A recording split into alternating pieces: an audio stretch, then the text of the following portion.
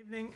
Welcome to the October 21st, 2024 meeting of the City of Summit Zoning Board. My name is Joe Steiner, and I chair the board this year. Please rise and join us in the Pledge of Allegiance. I pledge allegiance To the flag of the United States of America and to the republic for which it stands, one nation, under God, indivisible, with liberty and justice for all.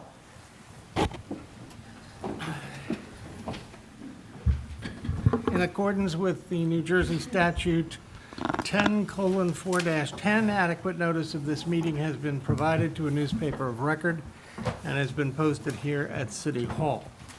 This meeting is a judicial procedure, as Claire just told us. Anyway, any questions or comments must be limited to the issues that are relevant to what the board may legally consider in reaching a decision, and decorum appropriate to a judicial hearing must be maintained at all times. For the benefit of the interested public, this meeting is being live streamed to the city's YouTube page and also broadcast on Summit's governmental channel, which is Comcast Channel 34 and Verizon Channel 30. A transcript of this meeting is being taken using the video and audio, so we need all speakers to utilize one of the microphones in the room. Please note that the fire exits are to my right, your left, and at the back of the room where you entered. I guess the door is open. Anyway, the city has an assisted listening system to help the hearing impaired. If anyone needs that hearing assistance, please obtain the system at the dais and return it thereafter. Ms. Sulios, please call the roll. Sure. Chairman Steiner, Finally here. Vice Chairman Loikis, Here. Mr. Yuko, Here. Mr. Nelson, Here. Ms. Zahn is excused, Mr. Kieran is excused, Mr. Malay, He is. Ms. Toth, Here. Ms. Chifo, Here. Mr. Feskins is excused, Mr. Chanchuli. Here. You have a quorum. You may proceed. Thank you. Andy Ball is the zoning board's attorney. He sits next to me on the right, and he will advise the board members on matters of law, and he is the key interface with the applicant's attorney. Mr. Ball does not vote on the applications. Stephanie Sulios, whom you just met, is a city employee and is the zoning board secretary. She works with applicants on preparing their applications, planning our agendas, and keeping our meeting minutes. She also does not vote on the applications. Also present are our experts who are hired annually by the board to provide input to the board. Marie Raffi is from Collier Engineering, and we don't have anybody from our planning firm here tonight because the applications don't require their input. These experts are seated at the table to the right of the board, at the public's left, and they also do not vote on the applications.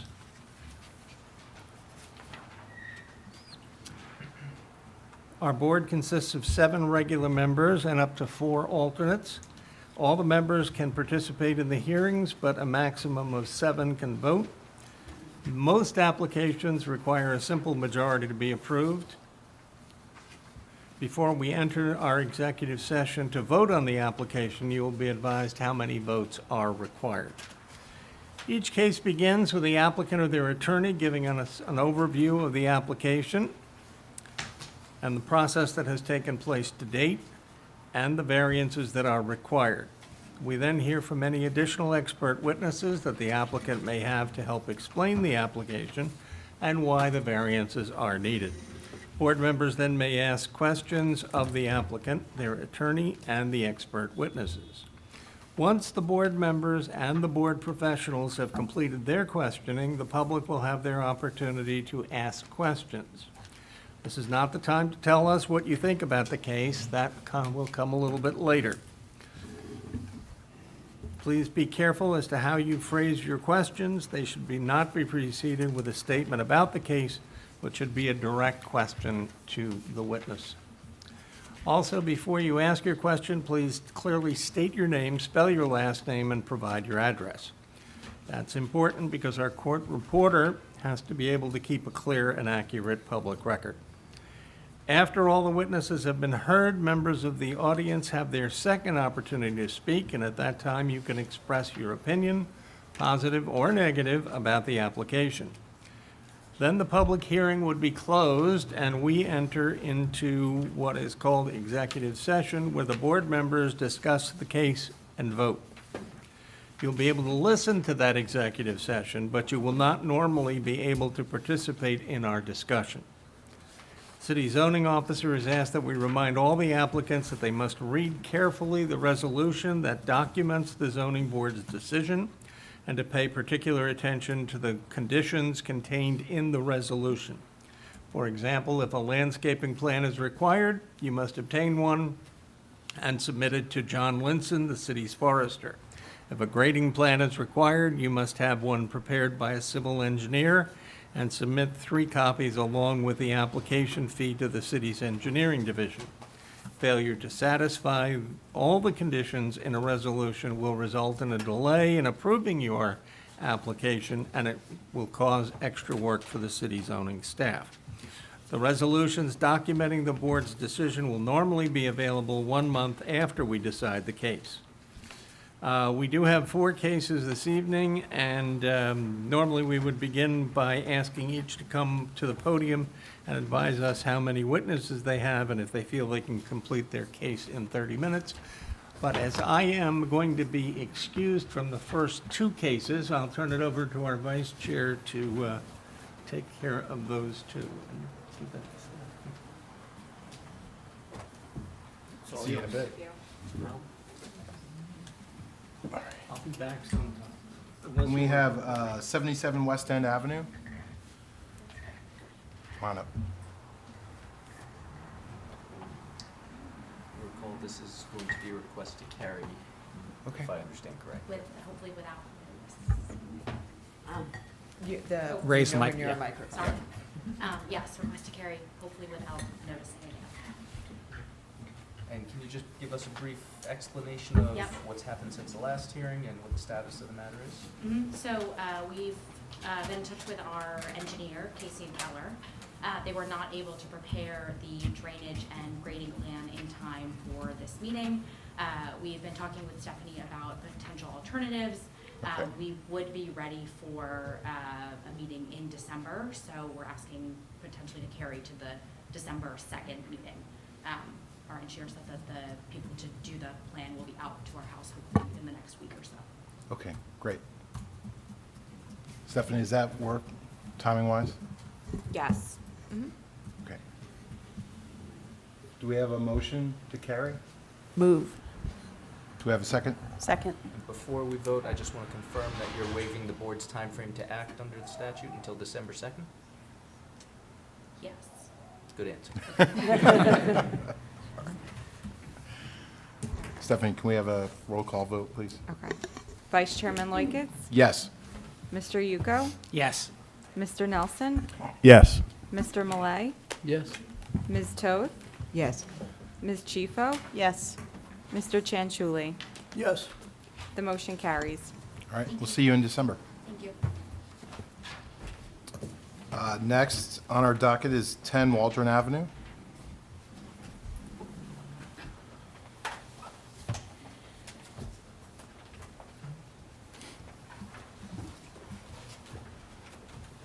I'm sorry, before you speak, can you check for a button on that mic? Thank you. Check. Yep, that's it. All right, so we're just asking you how many witnesses you're going to have tonight. Will you be able to complete your testimony in 30 minutes or so? Yes, we have 2 witnesses apart from ourselves, and we should be able to complete in less than 30 minutes. Okay, great, thank you.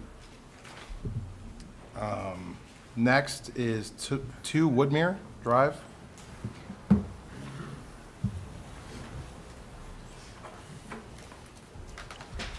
Yes, Good evening.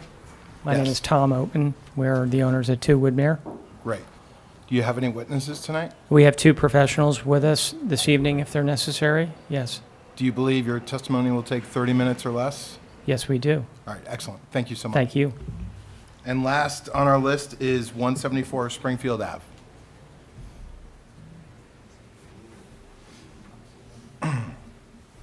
Ryan Horvath, Cape Prince.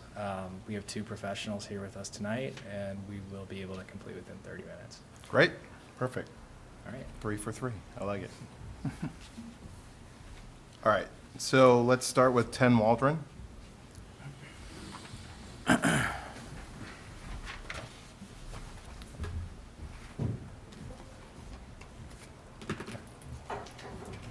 going to have Mr. Ball swear you in. They were actually previously sworn at the last hearing, so we We're can good skip on that? You remain Okay, under great. oath at this hearing this evening. Perfect. To give an intro while he's setting up? Yes, Or wait, go ahead. absolutely. So many of you have heard from us before. My name is Peter Toohill. This is my wife, Kristen, our son, Quentin. We bought our house in 2010 when we were 25 years old and had no children. It was a big eyesore. We did a lot of work, did the gut reno back then with pretty much all the money that we had. You've continued to just, improve the house over the years. We now have our 5th child and are looking for a variance to add, for addition of dormers, to just have some more livable square footage on the 3rd floor. And then also just bump out to the kitchen, to just like square off the house there. And the main reason, the kitchen's pretty small, we're, cooking for 7 people, and we just, it's an old house, so just didn't have much cabinet or counter space. The addition will just allow us to have more cabinets, more counter space, a little bit better flow. That's the main reason for the kitchen addition. There's currently not a single closet on the whole first floor, nowhere to put a broom or vacuum, anything, so. Great. That'll. Well, let's, hold on. Do we have any questions for these witnesses from the board? Seeing none. Do we have any questions from the audience for these witnesses? Okay, great. You can introduce your professionals. So we have Doug is gonna start the way first. Great. Hi, good evening. Douglas Miller from AHM Architects, 281 Main Street, Millburn, New Jersey. Thank you. And I'll note also for the record, you were previously sworn at the last hearing. Your credentials as an architect were accepted at that time, and you remain under oath this evening. Yes, good evening, everyone. We were here back at the beginning of August of this year to ask for variance relief for 3 dormers that were constructed without a building department approval in the attic of the home at 10 Waldron. Subsequent to that, based upon the board's recommendations and the town, there were some other site modifications that were made back when the homeowners originally purchased the house a number of years ago. And we're also proposing to construct a small addition at the rear of the home in the left rear corner to square it off to create additional kitchen and mudroom space. As Pete had said, their goal is really to improve the functionality of their attic, to add a little bit more bedroom space for their growing family, to expand the rear of their home, to create more kitchen space and more and a mudroom. And imagine with 5 children, mudroom and kitchen space is much needed. So let me just walk you through the plans. Our lot is 58.2 by 144, or 8,788 square feet in the R10 zone. Do you want me to kind of go through everything again, since it's been a number of months, we said, or should I jump ahead to the changes? Jump ahead to the change. Okay. So since we were here last time, the dormers you've seen, we've discussed those. What we're proposing to do here, this is the existing first floor plan. We're removing the back wall of the kitchen space, expanding the rear of the house approximately 12 and a half feet towards the rear, in line with the back of the existing family room. We're taking the existing kitchen and this expanded area, combining them to create a kitchen and a mudroom space. This creates more usable kitchen area, much safer workspace, a more functional work triangle. So, as I stated last time, we have a lot of existing nonconformities that we're trying to deal with, and we're requesting C variances now for lot coverage and building coverage. The lot coverage is to address the changes that were done years ago, and building coverage, which is for this addition. The addition's about 260 square feet, So we're asking for variance relief for lot coverage for that. And we're also enclosing a staircase that was previously there, moving it to the back to create access to the basement. This is an area of water ingress. We're also asking for floor area ratio. The house was existing non-conforming in floor area. The 3 dormers add a de minimis amount of 54 square feet, and the first floor kitchen addition adds an additional 260 square feet. There's no changes to the second floor, and subsequent to the submission of these drawings, I have a handout to give you. Based upon the comments from different departments in the town, they had a question about showing a graph or a graphic of how the attic does not count as a story, so I included that. That is shown on this sheet here, and on the elevation drawing, they wanted to have the roof pitches shown, so I've done that. I have that drawing for you. I can hand that out.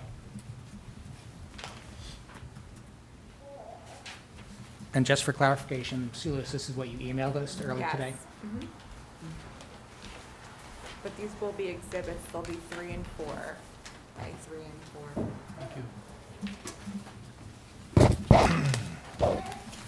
Thank you. Thank you.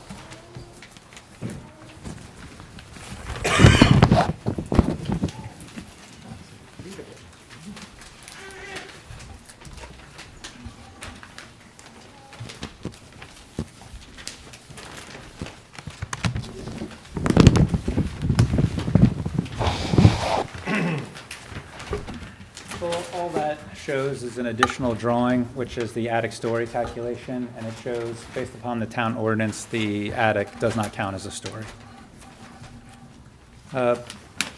One thing I'd like to note in the comments is that the construction official said that the attic will not be used as a bedroom. My understanding of the ordinance and the building code, there's nothing in either that would prevent this from being used as a bedroom, so I don't want that to be a limitation of this application. The attic's primarily going to be used as a bedroom or a study, flex space, has a bathroom up there already, and there's some storage and mechanical space. I think the addition at the rear is very modest, and I'll show you that on the elevation. So this is the existing, the proposed. The only real change is this area. I'm pointing to the left side elevation. This is that 12.5-foot expansion.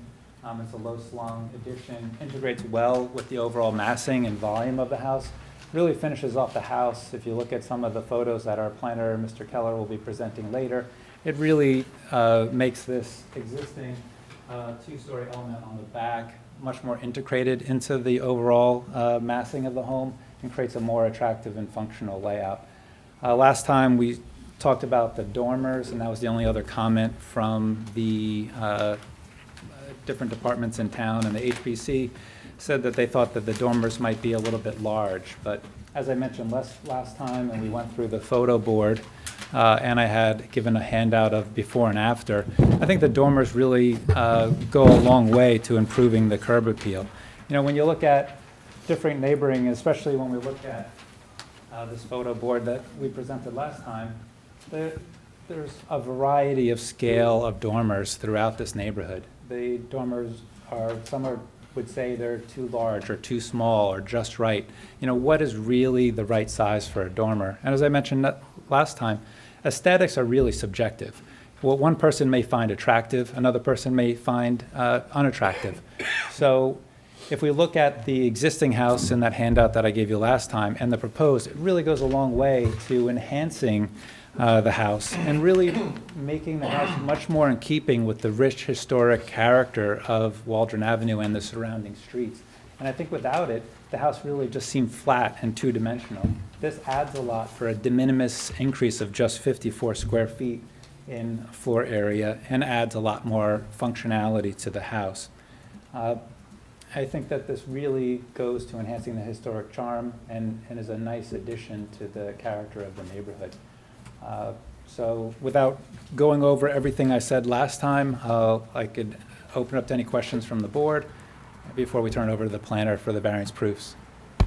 Yes, go ahead. Question? Go ahead. So I want to clarify this attic issue. So the construction official says attic is not to be used as bedrooms. I don't know if that's meant to be a statement that he's not permitting it, or just he's interpreting the plans that way, but I need to clarify that.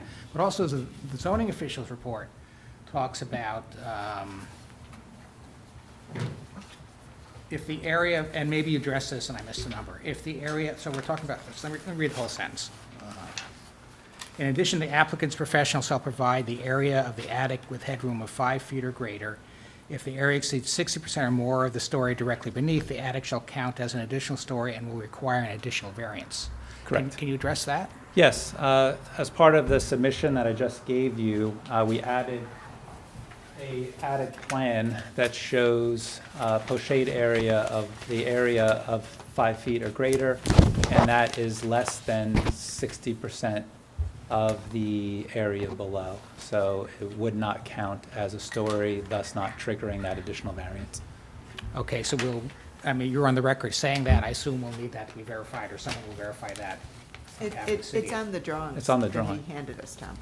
Yeah, but that was submitted today, so the city agrees with that? Because the zoning officer report shows it as a question. Oh, I see. Yes, as part of our submission, if the board accepts our application, when we submit the drawings, it will go through zoning review again. We will keep that drawing that indicates the attic story calculation. And if there's an issue brought forth by the zoning official, obviously we would come back here. But I'm fully confident that based upon our interpretation of the ordinance and working in town for a number of years, we're very familiar with how the ordinance reads. And what we're proposing here is conforming and not triggering that threshold. Yeah, that's fine, just want to make sure, because the zoning officer's report was written before they had seen this Yes. revised plan. So It was just we just got those comments a short time ago, so there's no time to get it back before then. Okay.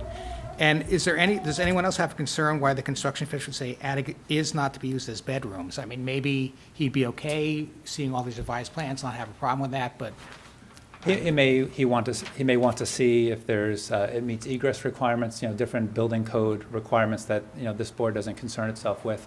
So when we submit for the building permit, if it is granted, we will indicate that the windows meet egress and that we're meeting all the safety thresholds that an attic bedroom would need. okay. Can you also relabel your drawings to indicate the potential uses for those rooms? Yes, So it's clear to the I will. construction official? I will. Thank you.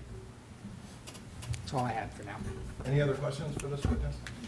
Yeah, I do. When you mention window egress, yes. so does that include the dormer window?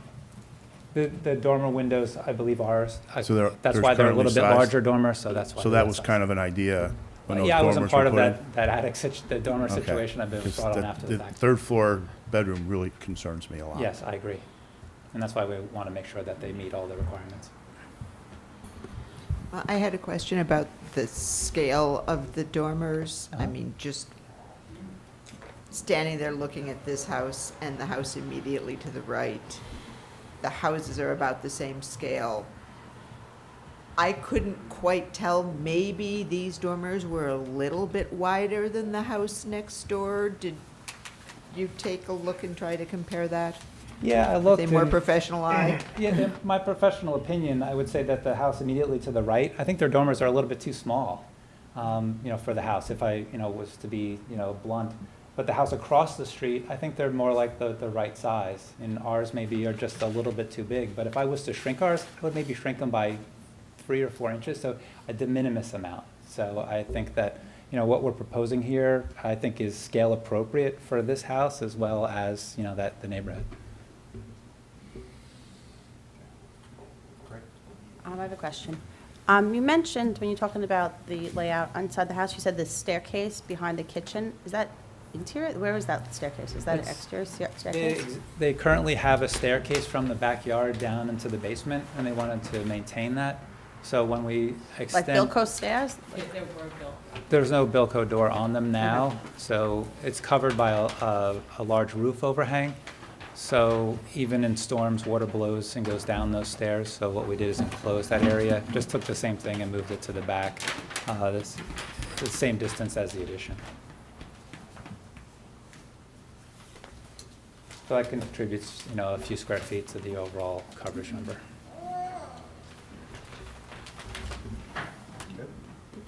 So, just one more. Sure.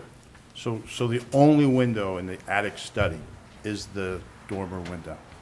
I think there's a window on the side as well. Is that a window, or, I don't know what that is? Yeah, there's Is that what that is? on each side. Oh, I'm sorry, I'm looking at something else. That's the fireplace, you're right. The chimney. Yeah. I'm sorry. You are correct, okay. So there'll be plenty of natural Mhm. light in that bedroom. It actually I'm more fits- worried about egress. Right, yeah, exactly. Daylight. And it's a bedroom now, or, whatever you want to use it for right now. But we want to make sure What, it's does it have a conforming. headroom now?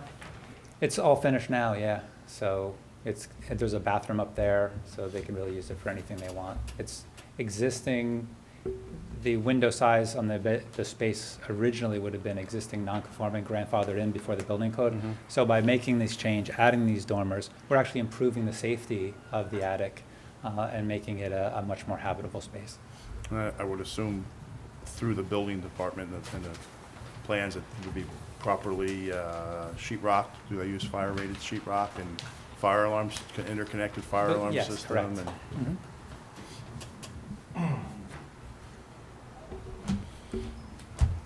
Do you want to, I think we touched on this previously, but do you want to speak to the overall size of your lot area in relation to what is needed in the R10 zone? Our planner's going to go over that. I figured instead of me saying it and then having him repeat it all, it'd be just more efficient for him to address the lot changes, the numbers, the FAR, the deviations and all that. If that's okay with you, I'm happy Yes. to introduce it if you prefer. No, that works. Okay. Do we have any questions for this witness from the audience? Okay, seeing none. Oh, Just as long as you're done with the public, I had some questions. yes. Okay. Go ahead. So, I noticed that there was an interim submission that you did that had a seepage pit in it, and then you pulled that away. One of the things that I think the board maybe needs to think about, this is really for your interpretation, I think. The zoning officer had brought up that back in 2010, there was some unauthorized coverage that was done. And I just did a down and dirty kind of calculation just to see, well, how much is this plan right now increasing over what was previously there before anything was authorized? And to me, it appears that it's greater than 300 square feet, which would require some stormwater mitigation. But I'm not seeing any discussions on that from either the interim zoning officer or anything that's on the plans. I kind of think it might be up to your interpretation of whether you want to go back in time and say that things need to be Should we rectified. maybe have this conversation with the civil team and see what they have Sure. to Did say you- about it? Yeah, our engineer and planner Oh, will you be do? testifying. Okay, I'm Yeah. sorry. Yeah, I it's was okay. I was thinking that you No just had a. worries. No, I think they're good Okay, points to bring All right, up. We'll talk about that. All right, Good, great. thanks. All right, All right, thank you good. very much. Thank you. Good evening. If you can raise your right hand, do you swear from the testimony you're about to give in this matter is the truth, the whole truth, and nothing but the truth? Yes, I do. Please state your name and spell your last name. Richard Keller, Keller. Thank you, and I know you've appeared before us and been qualified relatively recently. Any changes to your credentials since the last time you were here? Nope, I just received my new licenses, and I'm going down to Atlantic City tomorrow for another 14 hours of flood mitigation training, so I'm all good. Lucky you. Any questions from the Lucky board, you. or would you like to accept him once again? We will. Thank you much. Mr. Keller, please proceed with your testimony. Yep. I'm going to try the high-tech route.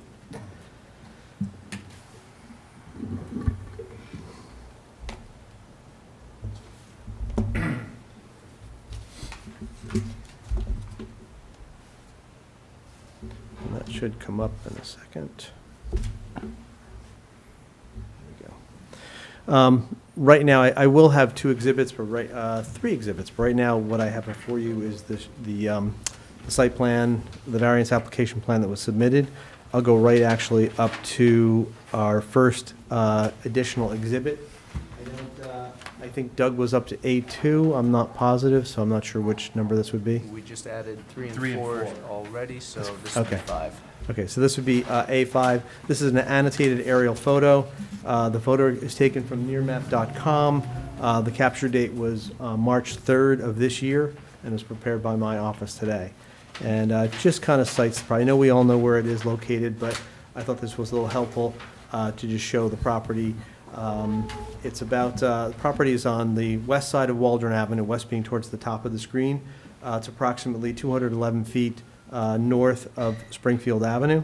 It is in the R10 single-family residential zone, and the properties that are to the north or to the right of the drawing continue into the R10 zone, and the properties to the south and to the west are actually in the B business zone, and the Beacon at Summit to the right is actually in the MFT zone. The property is an irregularly shaped property, 56.2 feet of frontage along Waldron, and that's where 75 feet is required for the R10 zone.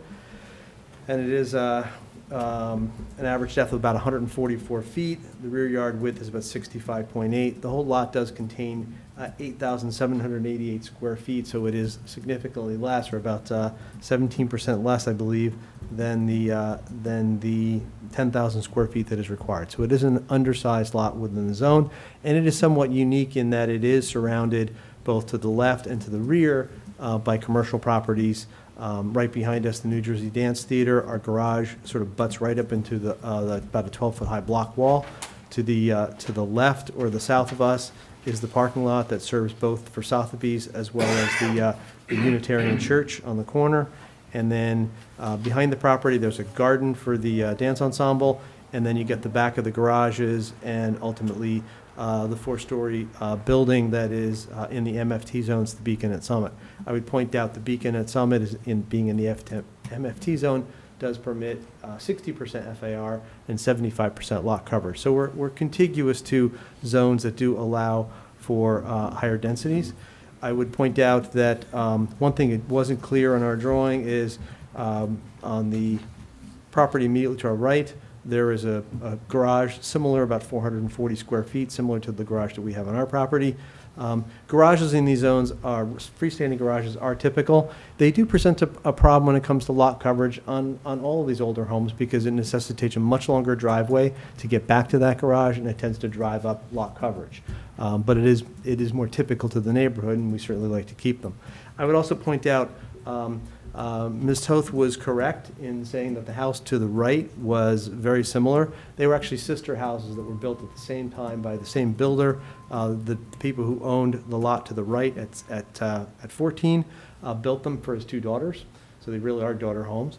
And they were identical at one point, but you can see from the aerial, the property to the right, which is 12 Waldron, has two dormers that were added. Ours are slightly larger, as you can see, but you can see to the right side there was an infill to the rear, both on the right side as well as the same addition we're looking to put on. It was put on this property, except they actually pushed the center part of the house out in about another 2.5–3 feet, and then they also increased the whole right side. So the entire back of this area is a two-story addition. We're not infilling that area. We're just looking to do the one-story addition in a similar place to where our neighbor did, except we're not doing any other bump outs. As was indicated, we are taking that 27 square foot, it's actually about 17 square foot stair now that goes down to the basement. We're putting a cover over, we're putting a roof on it, so that does go up to about 27 square feet, and that's part of our building coverage. So the houses are identical, were identical at one point, but I'll go over some coverage numbers in a moment. If we go back to our drawing, you'll see our zoning table. You can see that, again, required and existing, required is 10,000, we're at 8788. We are non-conforming as well as to width. We are conforming as to front setback, the side setbacks. There's an existing non-conforming conditions that we are not affecting, mostly on the right side where we're not doing an addition. The total side yard is an existing non-conforming condition that we're not affecting because we're bringing the addition on the larger side.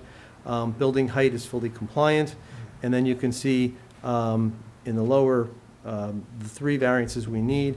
One is for building coverage, where we're 10 square feet under what's permitted right now at 17.88. We're going up to 20.95, so that goes up to 1,841 square feet. That is an addition of 270 square feet, 260 to 270 square feet. and that does, we need a variance for being 260 square feet over. Lot coverage, also, we are existing non-conforming, as was alluded to earlier, in that there was some driveway expansion, as well as a patio that was put on quite some time ago, and that did drive up building coverage. That coverage was about 320, between actually 275 and 300 square feet. That was added without approval back some 10, 12 years ago. The net result is that our lot coverage exists today at 44.17. That's 3882. We are actually reducing our overall lot coverage by 350 square feet, bringing it down to 40.19. And then that does still require variance relief, and that we're 457 square feet over in the final analysis. The FAR 25% is permitted. We're at 26.5 now. As we add in that 314 square feet total, and that's with that's with a covered deck coming out, covered landing coming out, as well as that 27 square feet of coverage over the 27 square feet of coverage going down below. It all adds up to being a net of 30.0 or 2639. So we are 442 square feet over, but again, it does represent, while we are increasing the FAR, the architect has sought to keep that to a minimal and work to put that in the back left corner of the property of the house. And I'll talk about the proofs for the variance relief in a moment. Again, just to go over impervious coverage, overall there is a net decrease of 350 square feet, and that is done primarily because we're building the addition over the patio, and we are enclosing that area down to the basement, and then we are removing, the plan says 243 square feet, but we're actually removing a little more than that. I think it's 310 square feet that we're actually reducing in there. Our original, we had some 67 square feet, I think, originally. That's right, 67 square feet on the first plan we submitted, and that was reviewed by the your planning department. And then we took out more of the pavement. We reduced it much further. We took out an additional 243, so the net was 310 square feet, not 243 as is shown on the drawing. But the net result is that we are reducing that coverage. I would point out one thing we can look at in terms of drainage is this property has existed with the current coverage for at least 10 years.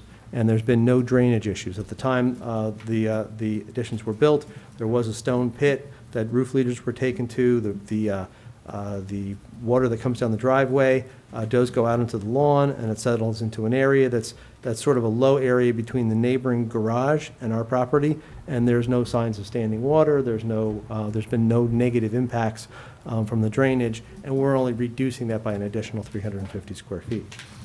If I just quickly go to the next exhibit I have.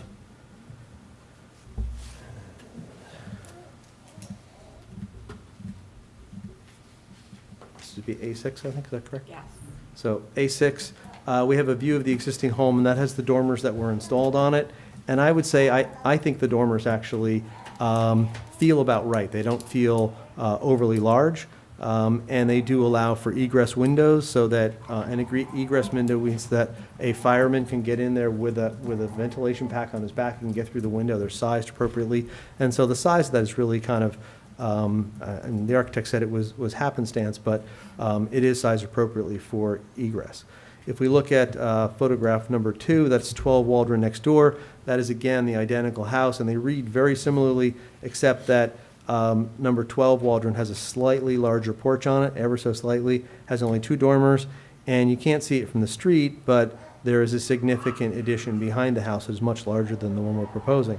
And then finally, 14 Waldron, which is the next house up, similar rear garage, much larger wraparound porch, and a much larger home altogether on a similar size lot, slightly larger. I'll go over the numbers in a second. If we look at the back of the property, the rear of the existing house, photograph number 4, looking east from the backyard, you can see that on the left side, we are not infilling anywhere in that area. The addition is going completely on the right, and it's an opportunity for the architect to unify and coalesce some of those roof lines If we look at photograph number 5, you can see there's the house next door in the background at number 14 Waldron, and you can see that those are not as well resolved, I think, as the ones you'll see on the architect's drawings. Doug was very careful to bring those roof lines in so that they nested properly, and all those layers come in on the proposed design to create a layering of light, shadow, shade, and it really breaks down the mass of that addition in the back. So you can see this is the area that we're infilling in the back. There's the covered stair that will be more fully covered. This will come out to roughly line up with the back of the house, and we'll have a new walk that comes down, and the patio that's in the foreground will go away. The basketball court will go away, and much of these addition of pavement that comes along just on the other side of the Tesla will also be removed.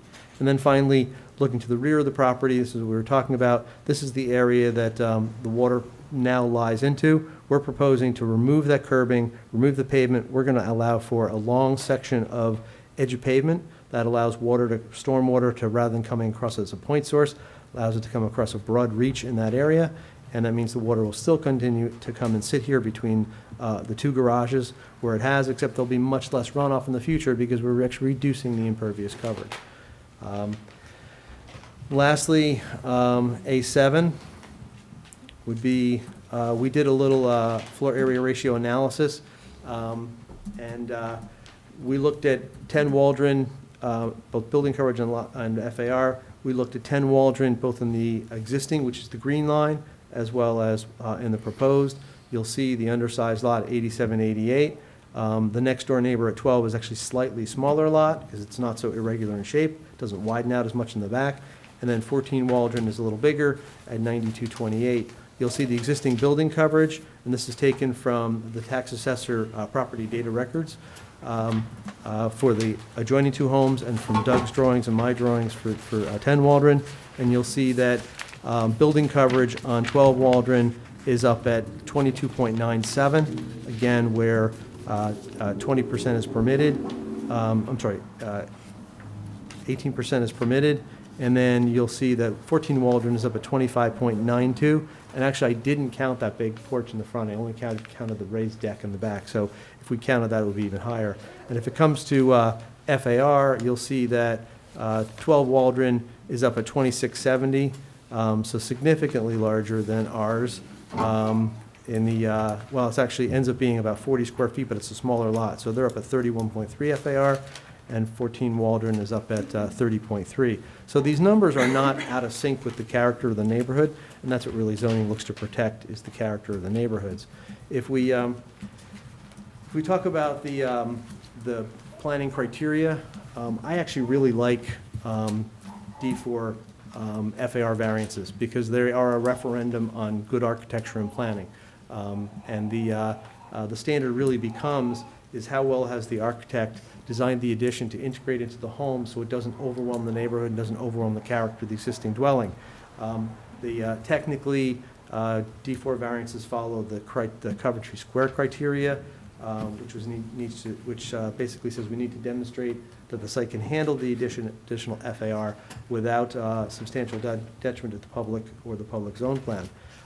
We think that generally we look at the purpose for the ordinance. FAR for commercial, we know that's the more FAR, the more doctors you're going to get in an office building or in a store, the more patrons you get. For residential, we really use it to control mass. And if we look at the usual problems associated with an FAR bigger than that's permitted, it's overcrowding in the site, loss of air, light, and open space to the adjoining neighbors, and overwhelming the character and scale of the neighborhood. And I think it certainly does nothing to offend any of those purposes of zoning. So the standard, as I said, becomes how well has the architect integrated that mass into the structure so as to maintain the character of the neighborhood. And I think the layering of the roof lines, shade, shadow, and the fact that it's placed at the back left corner of the site where it can't be seen by either neighbor, the residential neighbors, it can be seen from quite a distance from the commercial properties, mostly the parking lot next door, the Unitarian Church, from the Realtor, but otherwise it cannot be seen from any of the other businesses that front on Summit Avenue. So it's really kind of an isolated condition, and because it's next to those larger commercial zones, it's got a lot of breathing room. often say if we had 3 architects design 3 homes all with the same FAR, you could get 3 very different looking buildings. The same way I used to say if you had 3 200-pound men, they could all look very different depending upon, I think as Doug once said, whether they hit the gym or they hit the McDonald's at lunch. Similarly, arm length, a number of things can affect the way that same number is. So it's a metric that when we go over that number, it says you need to look at it and make sure that it doesn't offend any of the purposes of the zoning, and I think in this case it certainly doesn't. And it's aided by the fact that we really have no negative impact to our neighboring clients, our neighboring neighbors. Certainly not an over-intensification of the use. It's fully conforming as to the height, fully conforming to the number of stories, as was indicated by Doug earlier today. So I think it certainly meets the positive criteria in support of the D variance, which does require 5 affirmative votes. The other 2 variances for lot coverage and building coverage, those are, I think, can be approved under both C1 and C2. C1, that's applied where the undersized nature of the lot, along with the location of the lawfully existing garage, creates a hardship in upgrading existing property without the need for variance relief. And the C2 criteria also applies. That's the flexible C2, so it's sometimes known as the better planning alternative.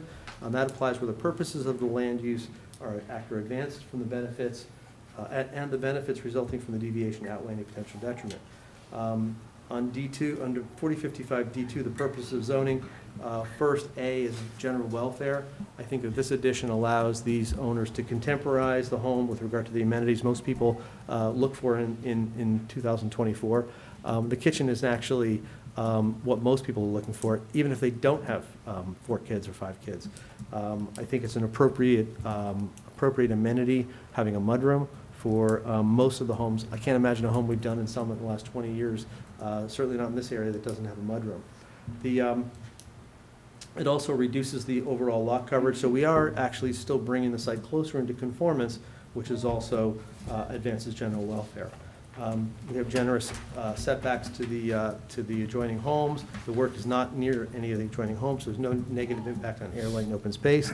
I think that the dormers, as Doug was showing, I think they actually are an improvement to the aesthetics. And we can quibble, as Doug said, over 3 inches, last 3 inches more, but I think we want them to be safe, and I think they certainly enliven that top floor. They don't really provide a whole lot of usable floor area. What they do provide is good quality of light for that top floor. So we think it advances Section I of the purposes of the Land Use Act. It's a better visual environment. And finally, whenever we see these old houses and these old homes and we see additions going on to them, it advances Section J, which is we are conserving a historic structure and natural resources within the state by not tearing this down, not doing an attached garage. We're keeping this 1920s house rather than building new. I think the benefits clearly outweigh the detriments.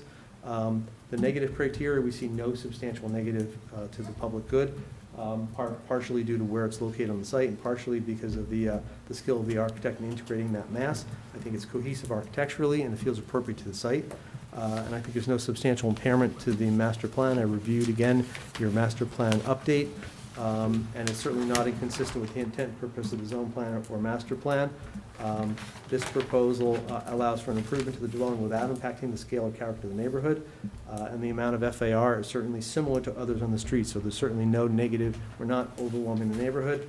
And again, we said it's contiguous to many business zones, so I think it's really an appropriate kind of transitional space, and the square footage, the amount of increase is fairly de minimis. I was told I'm not allowed to say de minimis, only attorneys can do, but I think it's relatively minor. So I think all those things, the undersized nature of the lot, the location on the property, the skill of the architect, the location of the additions on it, I think we meet the negative, both the positive and negative criteria in support of the D4 as well as the C1 and C2 variances, and I'm happy to answer any questions about engineering or planning. Great. Thank you, Mr. Kelly. Questions from the board for this witness? I may have one. So on your drawing 1, which shows the, I don't know what it's called, there's the existing survey and the proposed plot plan. Correct. Was there ever any discussion about making that parking pad in the back behind the house even smaller? We actually started, I actually started with a turnout, because I felt, especially with kids, it was much safer to be able to back out of the garage, turn around, and come forward out of the space. And that's why our first application, that was the previous, the first iteration, not the revised one you see, actually had more driveway in the back, because I felt it was safer. The client sort of read me the riot act and said, we know the safety of our kids. The cameras on our cars are amazing.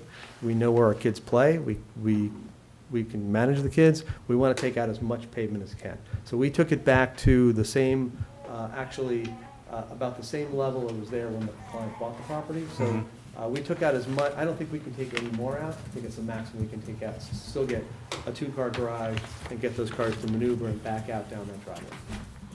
I'm in a very much the same situation as your clients. I have 5 kids. When I built my house, I was not allowed to do that.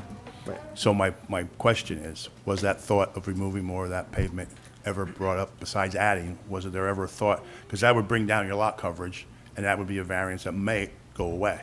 Yeah, but then I would have, put right now I can at impervious. least fit 2 cars side by side, Mhm. so I can use either car. If I cut it down any further, I really start to degrade the efficiency and the usefulness of the garage space, because you're only gonna have a driveway in front of one part of it.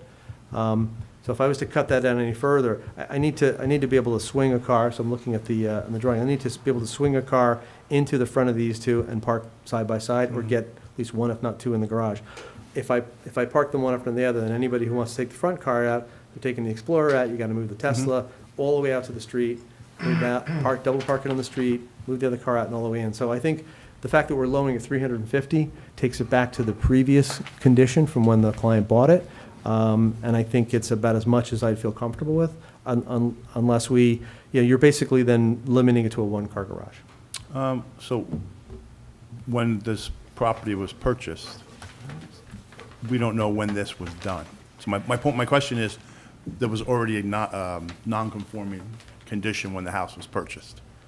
Or do we know? I don't know that for sure. I've never gotten a good copy of the original survey. I think Krista Anderson provided it from her files, but it didn't scale in 2 directions. Yeah. They was stretching one and not the other, so I couldn't get it to be a good scale. Okay. But I know that we reduced this amount of reduction that we show taking it out. What's left is basically the driveway that was there on the survey when they bought the property. Okay. I have a question.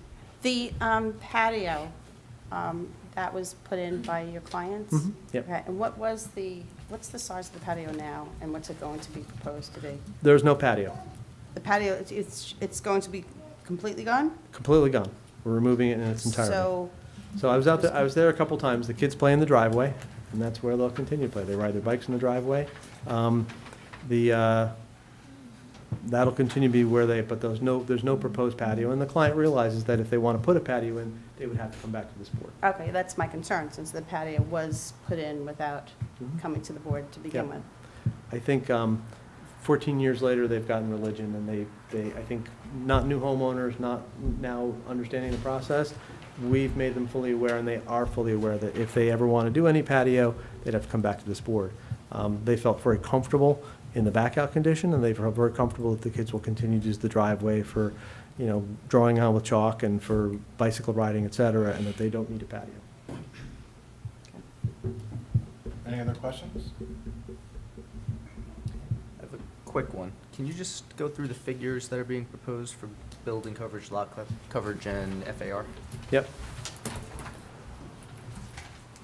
So they are in the top right of our drawing. And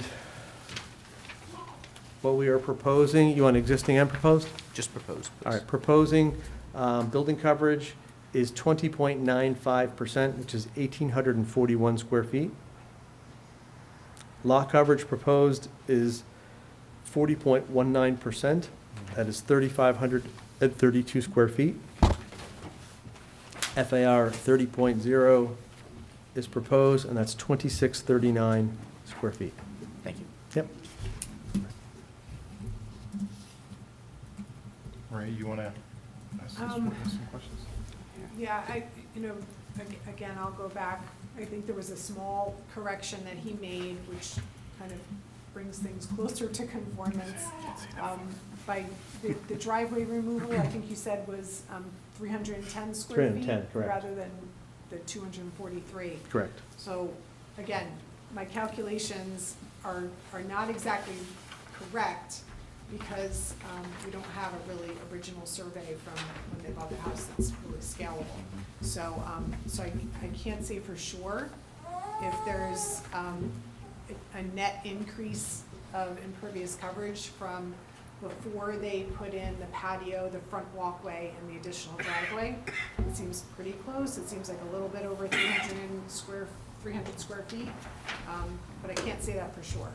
And I don't know what the board feels about that. If they want to go back to what it was in 2009, or do you want to look at it and say, you know what, they've done a decrease in impervious area since, with this proposed plan. Does that make sense? So my question here is, and I don't even know how to word it. Go ahead, try it. They're over lot coverage already. Yes. Pre-existing condition, I get it. But now they're asking they're removing 60 square feet of pavement to bring it down, but they're still over. Does that make sense? Yes. Yeah, Yes. so are we, I'm gonna I like the drainage plan, let's do it. We're lowering, actually, we're taking out 310 square feet. 310 310. from, but not from the driveway, from the removal of the patio. No, just the 310 just the driveway is 310. So on our drawing, we made a mistake and we said remove 243 square feet, but it's actually 243 plus 67.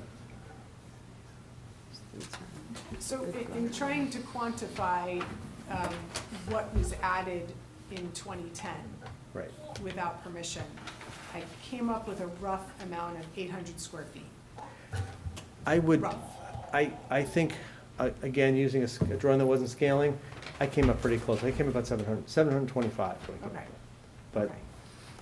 Yeah, see, now that difference could Well- tip the scales. So- I really don't know. Even Yeah. if it's 700 square feet, it's still 700 square feet that should be there. That shouldn't be there, right. But then you go and start taking off, now they're taking off 310 for the driveway, they're taking out 55 square feet of curbs. That's my estimate, I'm sorry, that's just me scaling things off. 85, yeah. They're taking out the rest of the patio. yeah, I think the net, as we said, we come down 350 total. So much of that addition is going over the patio, and they're removing whatever was outside of that. But it's almost a wash between the patio and the addition to the house. So the net is a decrease in total of 350. So we're reducing between putting the addition on and the stair into the basement, we're actually only dropping another 40 square feet. So we get 310 we get from reducing the driveway, and another 40 feet comes out of little peripheral patios and walls that are being removed where they exist now. So that's where we get the net 350.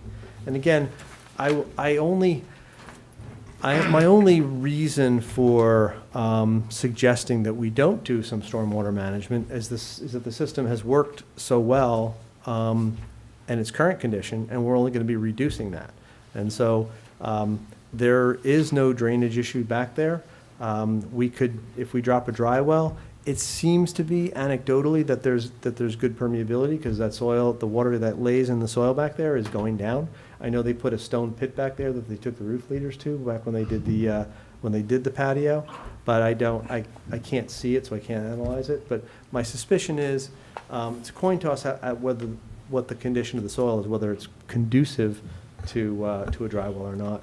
But certainly the water can't get past that neighboring garage, so the water just has to sit on this property, and I saw no evidence of water standing, and there's certainly no negative impact to the neighbors behind. I'm not a big fan, when you talk about dry wells, the only thing that's clean we can put into a dry well is roof leader water, and we can certainly divert that. But Otherwise, you're taking, when you start picking up driveway water or even lawn water, then you're taking oils and you're taking pesticides, and you're actually putting them 8 to 10 feet down, so you lose 8 to 10 feet of cleansing capability of the soil, and you put it closer to the water table. So I'm of two minds on dry wells. I think sometimes they serve a purpose. I don't think one would serve a purpose here, because I think we have evidence for the last 10 to 14 years that it works fine.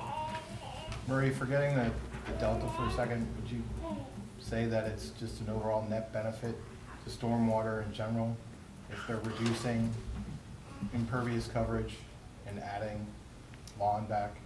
I As a would general say rule. that, but there's one thing I just want to clarify. There is currently a stone pit in there to collect the patio? Anecdotally, that when they put the patio in, they took the roof leaders from the back of the house and ran it into a stone-lined pit. Not a dry well, but it's just a stone-lined pit. But those, I looked at the roof leaders, there's no backup. They don't surcharge, and I don't think there is actually a surcharge allowed, but there's no surcharge. There's no sign that they're failing. But again, there's no viewport or access to see what's down there. It comes anecdotally from the owners. But what I can say also anecdotally from above is that I don't see any standing water. I don't see any water emanating from the roof leaders where they go subsurface. So it seems to be, it's surprisingly well drained, because Summit and Short Hills is known for some pretty high clay soils, but this actually seems to be working pretty well, and it has been. So I think, again, there's a net benefit in 350 square feet, 310 square feet less pavement, overall 350 square feet less.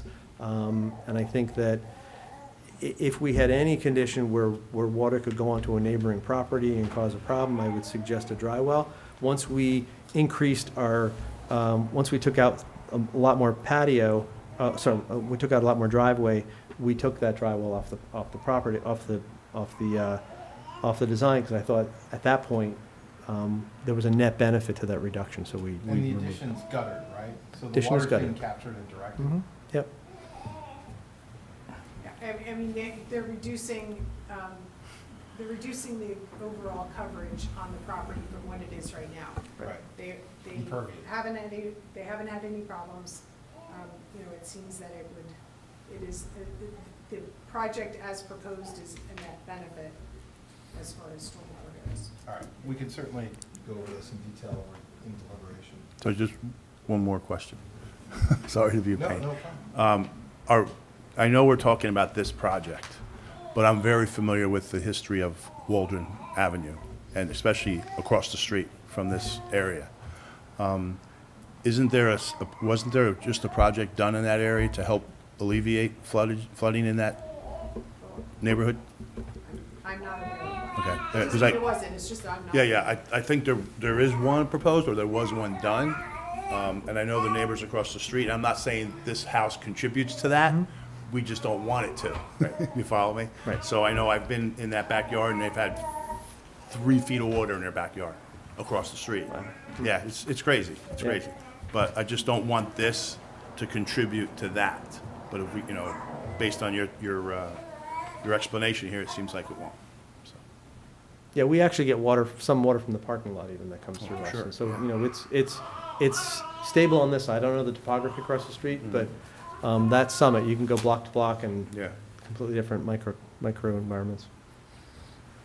Thank you. Do we have any questions only from the audience, Mr. Keller, for this witness? Seeing none. Would the applicant like to make any closing remarks before we go into the executive session? No, we appreciate everyone's time. It's been a long and arduous process to get to this point. We've definitely learned many lessons along the way. It's been a very just long, expensive process to get to this point. We think that, it's very much what we ideally would have loved to have a second floor because our bedrooms are very small on the second floor. But we wanted to have a higher chance of success by what we think is a very modest addition to help it be a little bit more livable for our family. So that's it. Thank you. Thank you.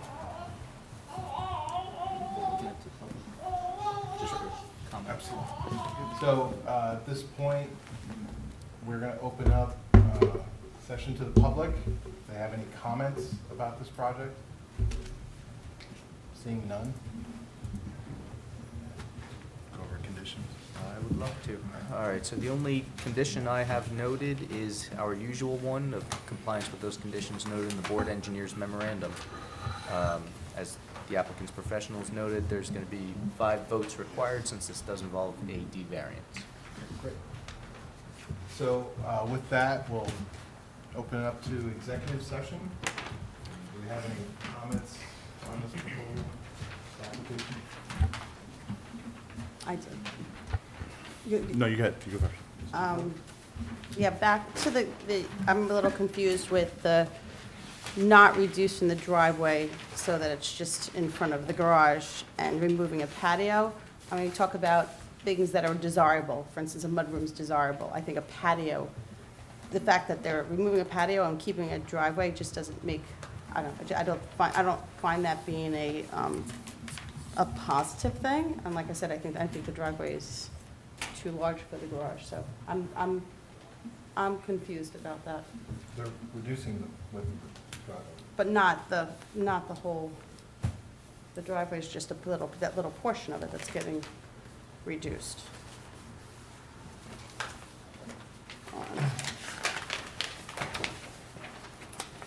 Currently, the driveway is this wide, Yeah. right? This whole entire area of paving So what is being this turned picture? back to lawn. What's this one? Why is this one only, what is this? Yeah, that's This what I old? have. This is showing, it's only, this little portion's reduced. Mr. Keller, this is the updated Yeah, document, right? that is the latest plan. This is the dated- latest plan. Okay. Yeah, this entire portion of the driveway, this piece. Okay. Okay, So I would say almost 50% of this. Yeah. So- Look at it. so now the numbers, okay, I am, Unfortunately, though, they testimony given that this number is not accurate because of that green area.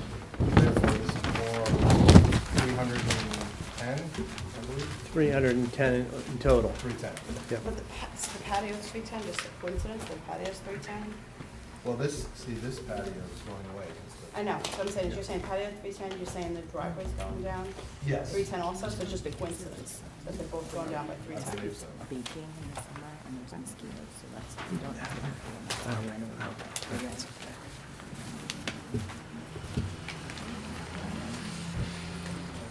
So with that enlightening picture there, I apologize for asking you that question because my plan didn't have that on it. I apologize. So the plans, we did submit something on 10/8/24. The original one was dated 9/17. The follow-up is where we went from 67 to 310. We Okay, added so all I have was 60. 243. I apologize for that question. No worries. And I saw the No, 310 I'm glad as you the brought it patio, up. so I was getting confused, I was exactly 310, okay. We took out a lot of pavement. Good. Any other comments? And this is just my thing, but it's already being used as a third floor bedroom, is what they say. They're using it now as a bedroom. So you did request that maybe that be changed on the plan so that it meets, Yes. so that it will meet the current code for that type of At use? least that the building officials are aware. Correct, yes. I'm going to annotate it as well, that Yep. the windows are egress compliant. That's, well, yeah, well, I guess the, when they do when they have the, It'll still be Plans. subject to a building permit Yeah. process, and they'll have to prove to the construction official that it meets all the code requirements. If it doesn't, then they have to revise it so that it does, otherwise they're not gonna get a building permit. Anything from this side of this? I'm still a little troubled by our engineer's comments about the coverage issues. I get that they're improving the current situation by coming down X number of feet.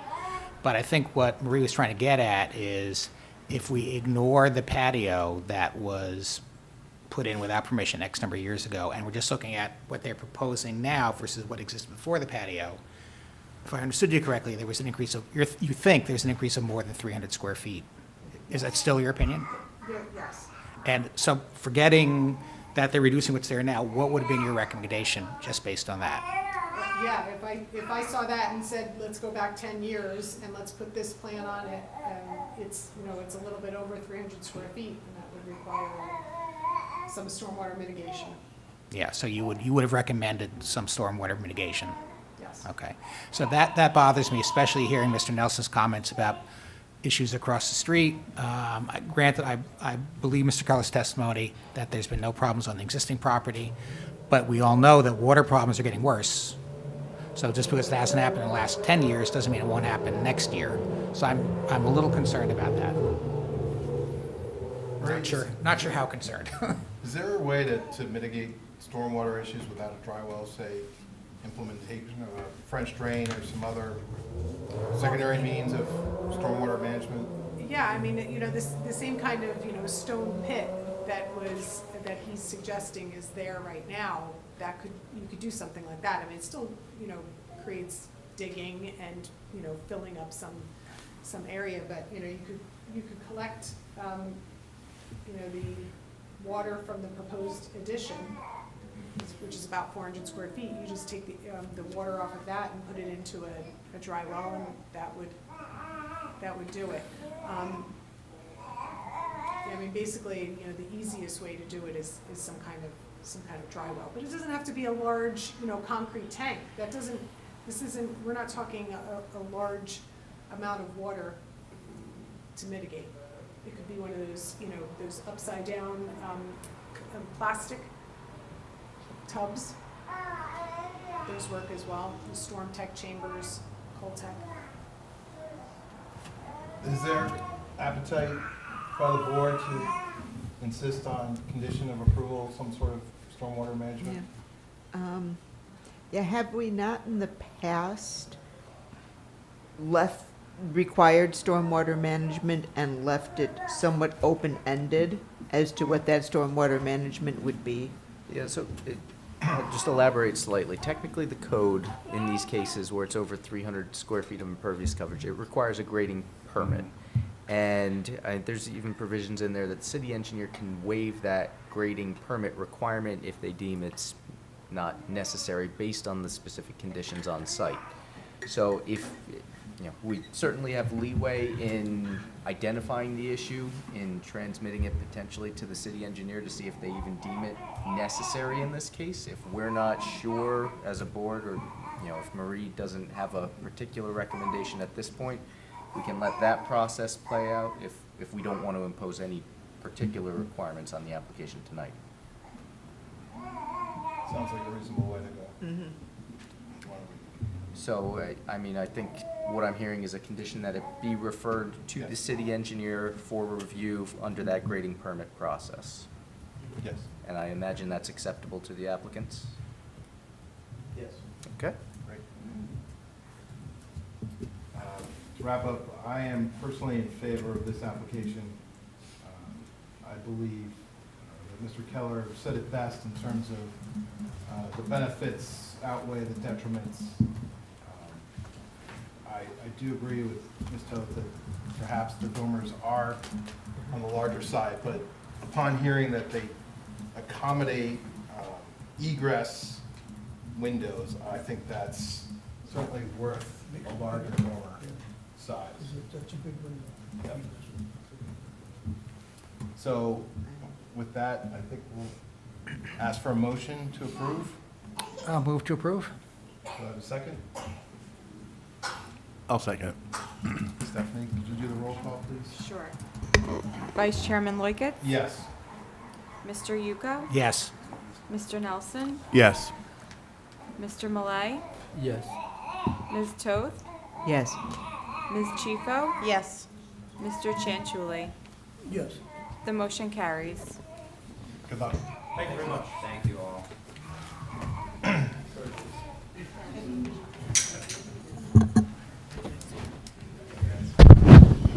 To Woodmere.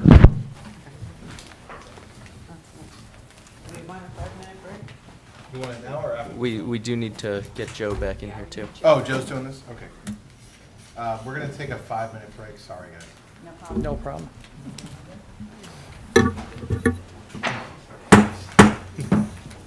Well, look at that. That was official. We have 2 minutes.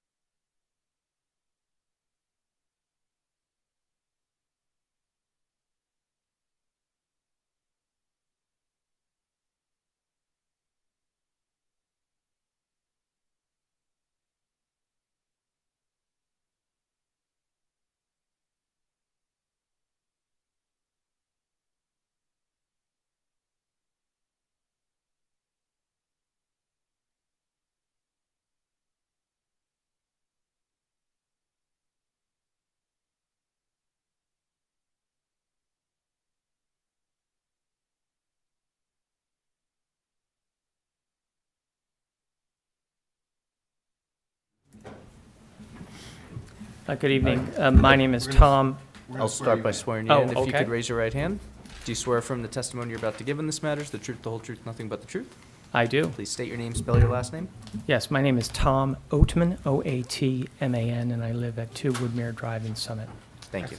And so I'll start by thanking the board for considering our application. As you know, this is our second time before the board. That was not our original intention, but we are well-intended, and we believe what we have before you is a significant improvement over the prior plan. And the adjustments to the plan are really a function of feedback we received post-approval from contractors and engineers that came through the house to bid the job. And what I came to appreciate, what we came to appreciate, is that when you have an 85-year-old house that is largely original, that has some pre-existing problems, and you're trying to update it as people would like to live today, you know, eliminate servants' quarters and small staircases and so forth. There are so many more things that you must do and should do in addition to the things that you want to do, all of which are complicated by having a house that is basically shaped as a big Y with 2 wings for bedrooms, and then a tail end of the Y where a poorly planned garage was stuck on it sometime after the main structure was built in 1940. And so, and of course, that's all compounded, very challenging to do within a budget. So our determination was that we made too many compromises in the original proposal for you. For example, we had a space-constrained master bedroom, and so we decided to have 2 vanities and not a tub, and the existing small little shower that even I have to duck down to use. And what we ended up doing on the new plan is we got rid of a hallway to expand the master bathroom and the master bedroom, eliminated a bedroom, moved that across the floor to another area of where we're putting the addition, and moved a bathroom to facilitate that. In addition, in the original plan, there's a big knot in the center of the house where literally 6 doors came together in like a 3 by 5 foot section of the home. We had the door of the foyer, the door from the den, the door of the bathroom, a closet door, a kitchen door, and a basement door. And so, like, it was very difficult to just navigate the home. And so in the revised plan, we've eliminated 2 staircases to the basement. We've moved a bathroom on the first floor. We put it in a hallway. We've opened it up. We've put a nice size staircase into the basement. And by doing that, that unencumbers the family room, which we then flip-flopped. We moved the kitchen to where the breakfast room was, and the breakfast room was to where the kitchen was, all opening it up, making it larger, and making it much more functional and livable as you know, one would like to desire the home. And then finally, it's a word process, right? People don't really tell you what they think until you get to know them. And then when you get to know them, they say, hey, you know, Tom and Gretchen, you're spending basically as much to remodel the inside of the home as you paid for the home, and you're not doing anything to the exterior of the home, and the exterior of the home really looks old and cold. And, you know, as we reflect upon that, we completely agree. And we had planned to put stucco on the new section of the home, and when you, again, have somebody come and estimate the cost of what that is, they ask you, well, you know, your stucco's already been repaired at least once, if not twice, on the existing structure. What you should really do is take that all off and do it all over. Well, that's like in excess of a $100,000 ticket. And with that $100,000, we can do a lot to freshen up the exterior of the home, and we think make it much more appealing than it is today. And so that's really when we took a step back and we redesigned the exterior of the home And we were very intentional about that, using many of the same cladding and the elements, design elements that we observe all over town, enhancing some of the existing design elements, and then actually improving a pre-existing problem with the softened fascia where the attic doesn't vent properly. And when we get snow, we get these big ice dams. And if I literally don't get up there on the roof and eliminate those ice dams, we have water backing up into the house. So we have a nice architecturally designed softened fascia to improve the look of the home as well as the other features. So maybe, with that, I'll turn it over to our architect, Kim, and she'll tell you, talk a little bit about the specific variances as well as Bill Hollows. Thank you very much. Stole Ms. Tone's thunder. I was going to say, why do you need her here? Thank you. We should just open it up to questions first, to be sure. Oh, right, sorry. Any questions for the witness? Before we start with the architect. And- Yeah, I have one. How long have you lived in the home? We've owned the home since 2010. We raised our family there. And we bought the intention knowing that we had a renovation to do. Frankly, we had no appreciation for how extensive the renovation was. Like, we have copper plumbing running through concrete in the floor. We had two failures because the two materials react to each other. And so we hadn't planned to do all the bathrooms over originally, but because of that existing condition, of course, we do. And so things like that, it's really, it's just 85 years old, it's original, and Thank you. it needs a facelift. Sorry, quickly, any questions from the audience for this witness? Seeing none? If you could please raise your right hand. Do you swear or affirm the testimony you're about to give in this matter is the truth, the whole truth, nothing but the truth? I do. Please state your name, spell your last name. Kimberly Tone, Tone. Thank you, and I know you've appeared before our board a number of times, including recently. Any changes to your credentials since the last time you were here? No changes. Any questions from the board, or would you like to accept her once again? We certainly will. Okay. Thank you. Welcome back, Ms. Tone. Thank you. Okay, so Tom briefly, he did go through sort of some of the reasons for why we're here. I think that I want to start out with saying usually we try to limit the number of variances we're going for. In this case, we went for variances on the previous application, which I don't know how pertinent that is, but I'm just going to summarize quickly, that we went for a variance for a very similar addition. The cladding on the exterior is different, but the size of the addition, the roof lines of the addition, the modifications to the driveway, and the garage door facing the street were all incorporated in that previous variance. We were approved for the variance. We submitted for a permit. We got notified that the permit was ready to be picked up, and by the time we went to pick it up, because we were going through the thoughts of what we were really changing, the variance had expired. So we're back here for those reasons, the same variances for those pieces, and the change with the change of Krista leaving, there's a couple other variances that have been identified that really were part of that same application, but haven't changed. So I'll go through those. We have added one additional variance of front yard setback for a minor bay window addition and a dormer addition, and we also have removed the building coverage variance that we received as part of the previous application by reconfiguring some of the, taking some of the spaces away and repurposing them and using the space differently. So the first variance that we got for, this is the site plan, same drawings that you have submitted. Site plan on V1. This shaded strip here is a second floor addition. The current first floor garage is 15.12 feet off of the side yard setback. We are adding a second floor here for 2 bedrooms, bathroom, and a laundry room. This close to 2 feet on the second floor requires a side yard setback variance.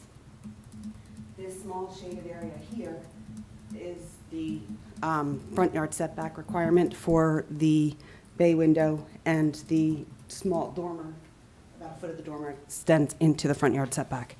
The existing front yard setback there is 30.6 feet at the corner of the dining room, where the dining room peak, like this corner here. That's 30.6.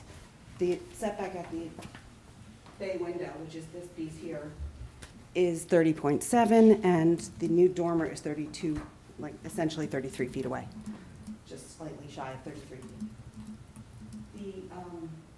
The other variances that we're actually going for variances mostly pertain to the garage. We have a front-facing garage now with a 15-foot wide garage door. It's actually a rather short garage door as well.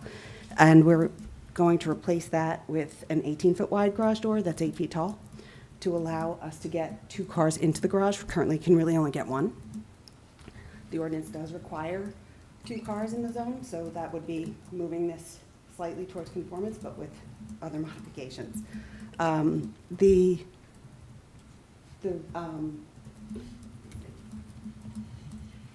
other that we need to talk about, that this is one that was added recently when we submitted, although the plan is the same as what was previously submitted. There's a small sliver of driveway here that is getting wider than the existing driveway. Right now, there's the entrance to the driveway here, we're not changing. The current driveway situation is that the grade goes up a little bit right from the street, right in, and then it pitches down towards the garage.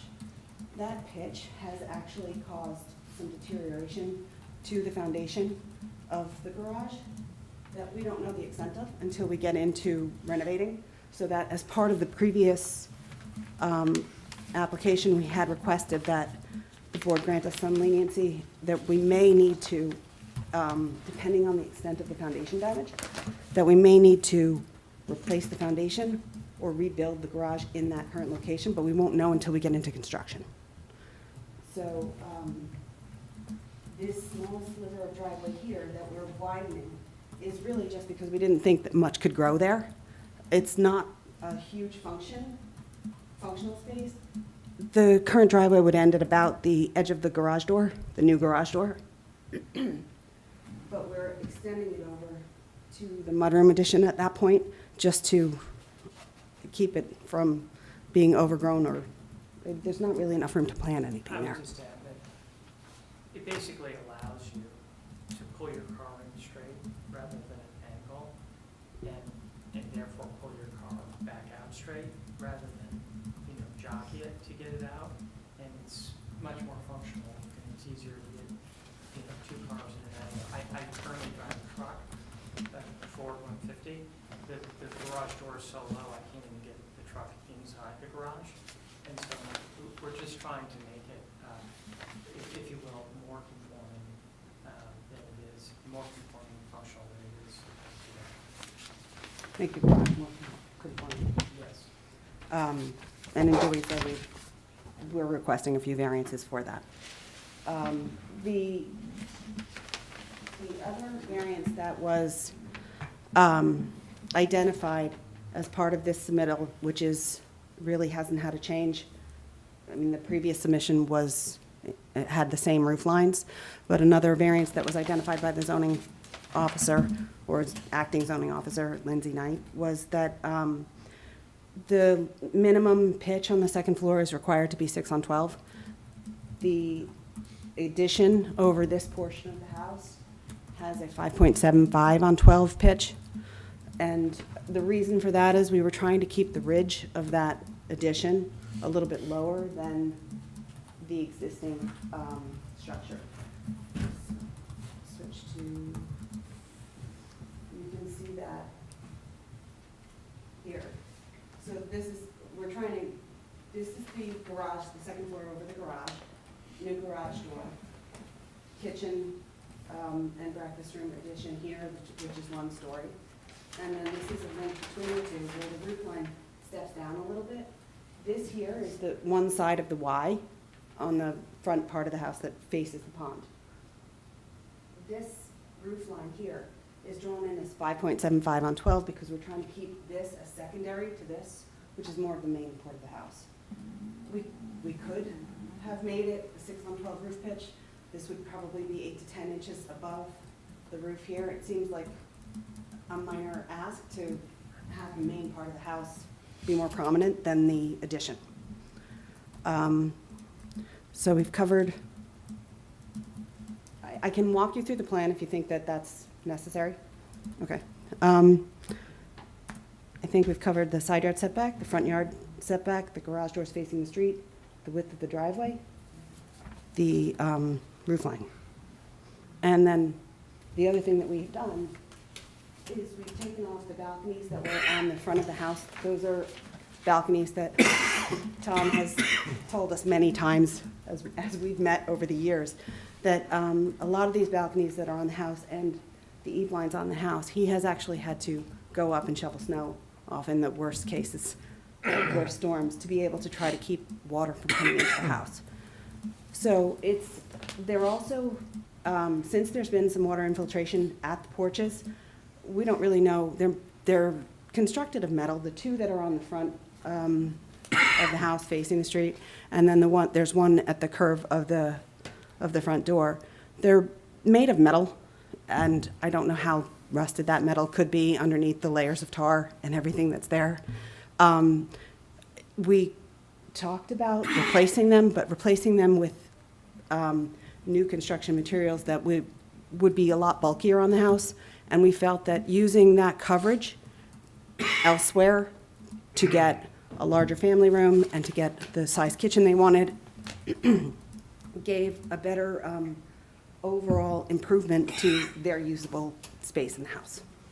So we opted to take those out and trade the coverage for the family room. And we're conforming on floor area ratio, we're conforming on building coverage and lot coverage. Sorry. Need some water? It's okay. Ooh, allergies. So, we have our civil engineer here to testify to anything related to the drainage, if you need that as well. We have a net decrease in building coverage and a net decrease in lot coverage.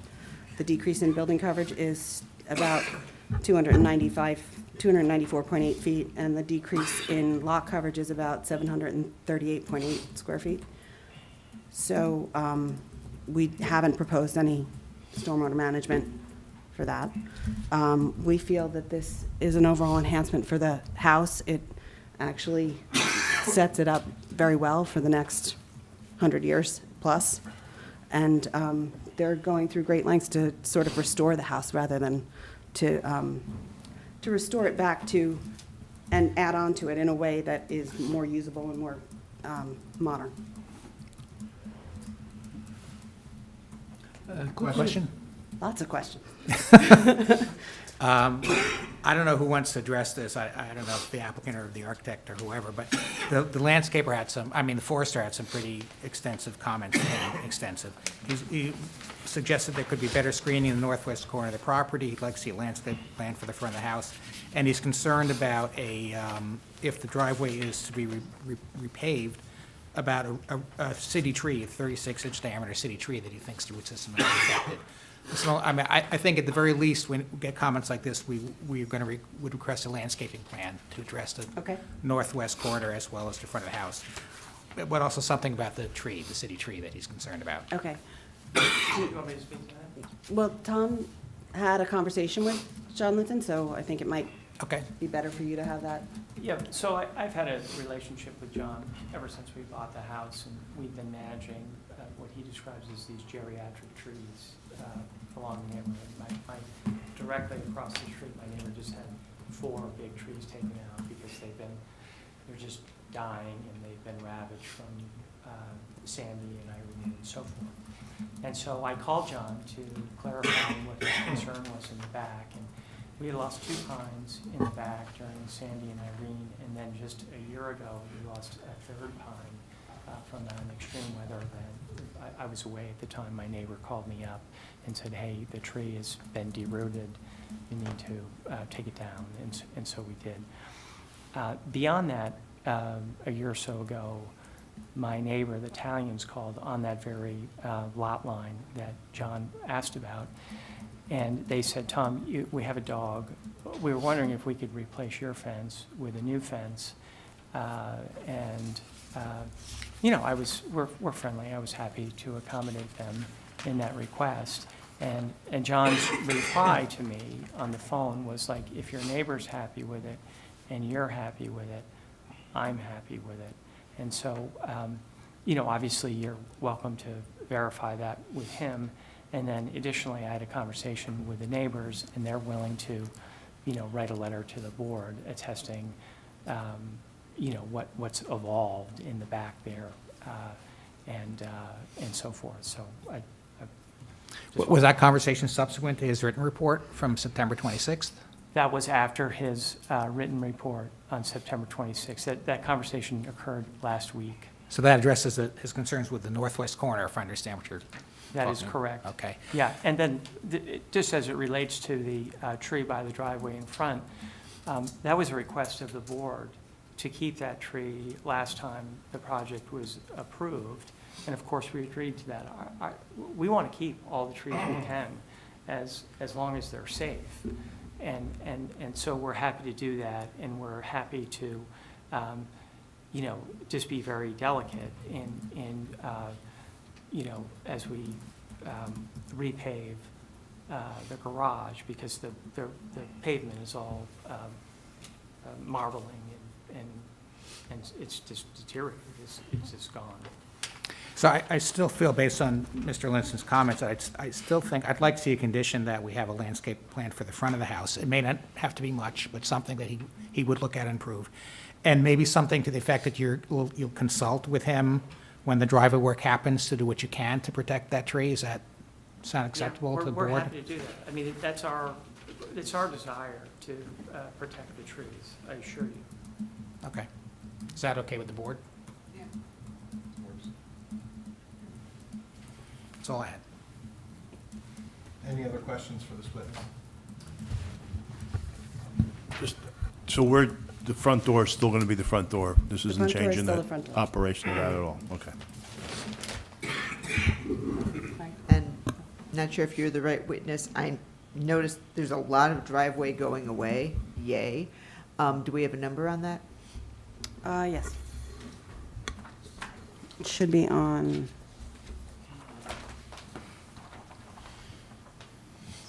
Lot coverage? there's a lot coverage chart. Yeah.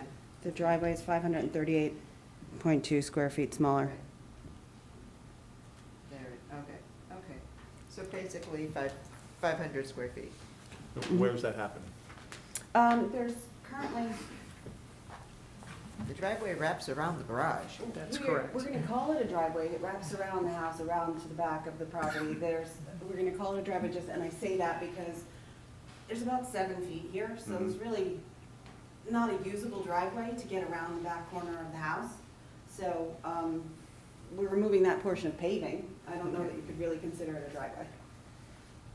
We had a basketball net back there before. The kids would play hoops back there, and I don't want to have the pavement back there. I'd rather just rip it out and So make it into lawn. the little area to the left of the garage, that's like another parking area? Yeah, that's a spot. Right there, yep. There, and, excuse me, but we have 4 kids, Mhm. and when everybody's home with their cars, it just facilitates not having to jockey cars to get what we hope, we can get 2 cars in and out of the garage Right. now. And so it makes it much more functional.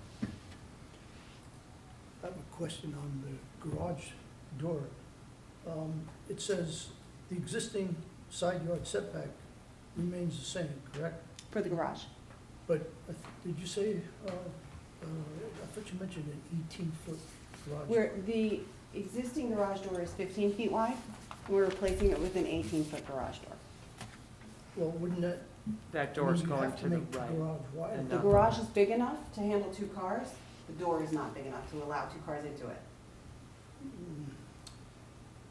Okay, well, when I looked at it, I mean, it didn't look like you'd get an 18-foot door in that opening. Didn't look like it.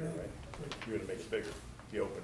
You were going to make the opening Yeah, but wider what I'm saying and is that taller. Didn't look like you had enough. As you face the garage, there's a significant amount of room to the right inside the garage. To the right. And so all of that extra 3 feet will be to the right. And that's why that little sliver on the driveway facilitates you being able to drive your car straight in and straight out, as opposed to, pulling your car in at an angle and then trying to jockey back and forth to get the second car. That's not a standard size door, that's a big door, 18 foot. It's like a double door. 16 is a standard, double. Mhm. 18's big. That's a big door. Well, I think a 16-foot door isn't as conducive to, usually when we put in 2 single doors, we put in 9-foot doors so that the larger cars don't have to have the mirrors tuck in and everything. So 18 is sort of equal to the 2 9-foot doors we would typically put in to a garage. I will also mention, now that you're bringing that up, and this is a variance for a front-facing garage.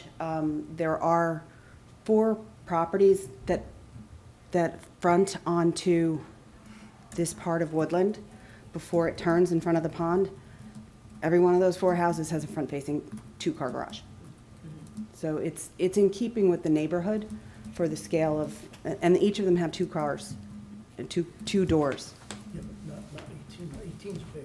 Right, well, this is the I mean, equivalent I of, have 16, and I get full-size SUV and another mid-size SUV fit perfectly inside 16 feet. okay, 18's big. okay. I think it's From a something. safety standpoint, isn't bigger better? Well, yeah, but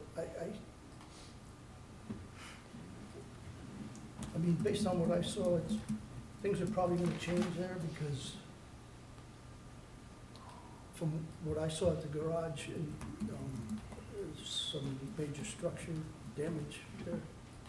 Potentially.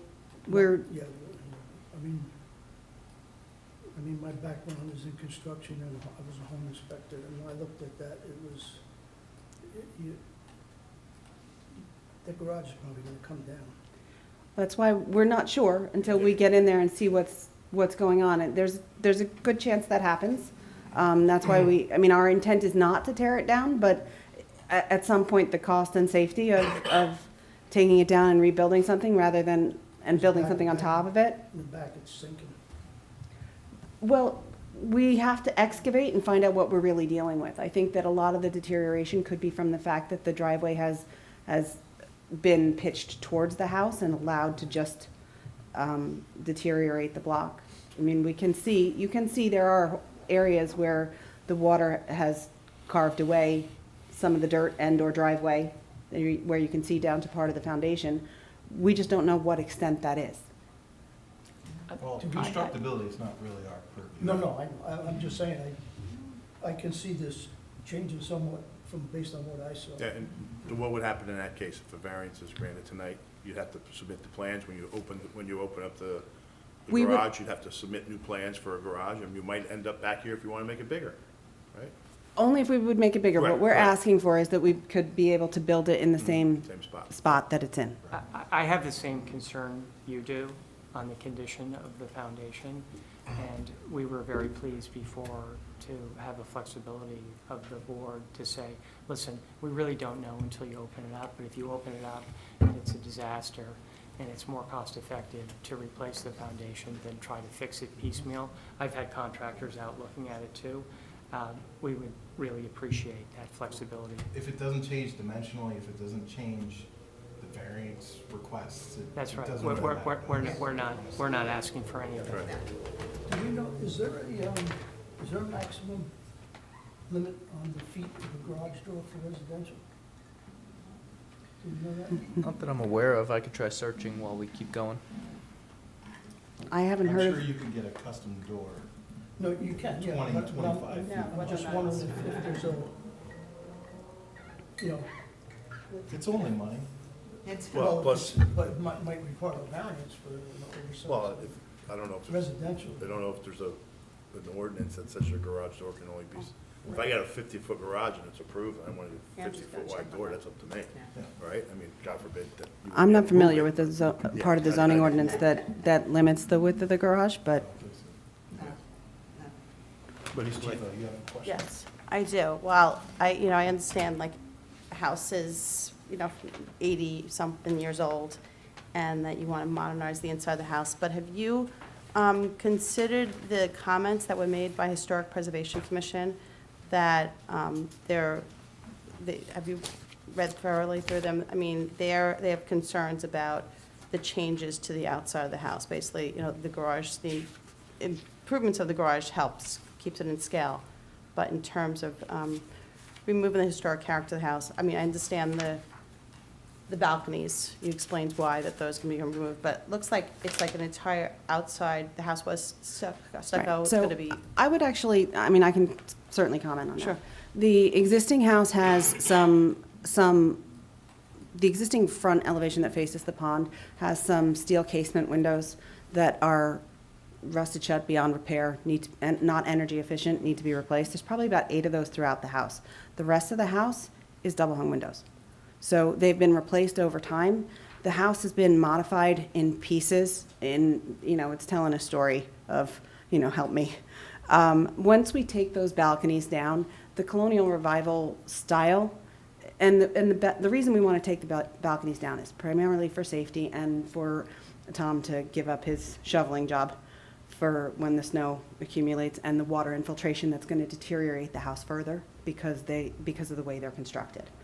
So in taking that down, we felt that the house would look a little bit odd, quite frankly. It's very stark without something. So we chose to make a nod to the curved dormers that are in part of the front of the house and put them in another place and add some bay windows that face the pond to increase the view and light that come into those spaces in the front of the house and enhance the existing structure and take advantage of the fact of how the house is situated on the lot and really change the view of the house and restore it to something that they actually like.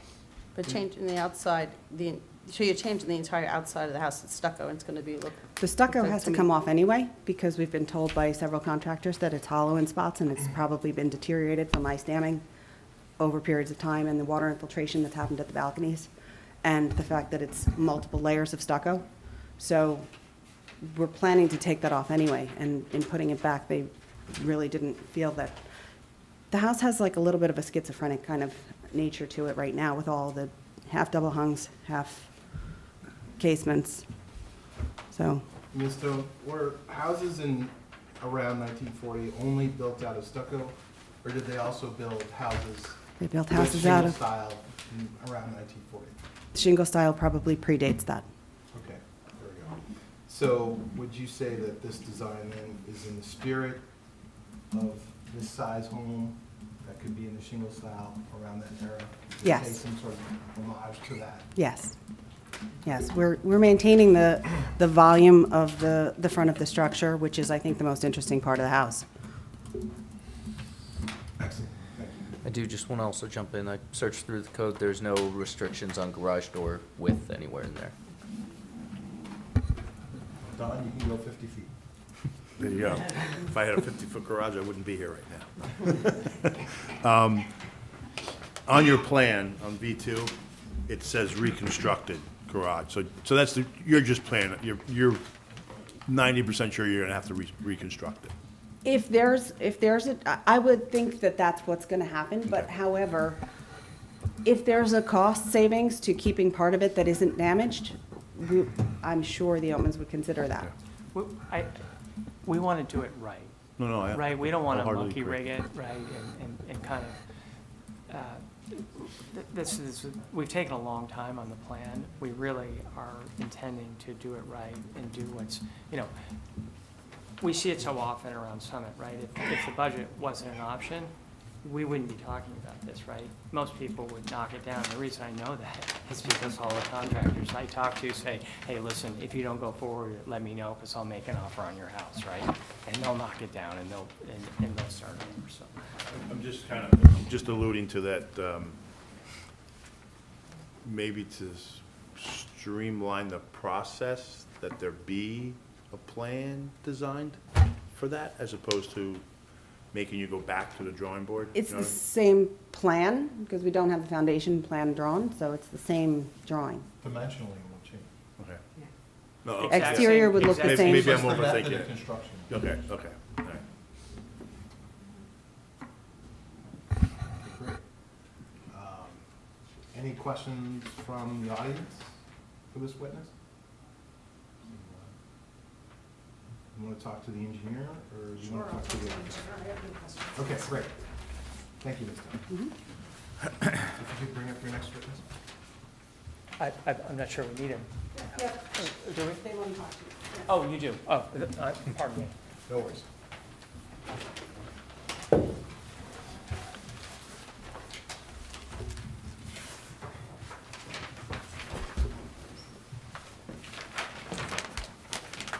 If you could raise your right hand, do you swear or affirm the testimony you're about to give in this matter is the truth, the whole truth, nothing but the truth?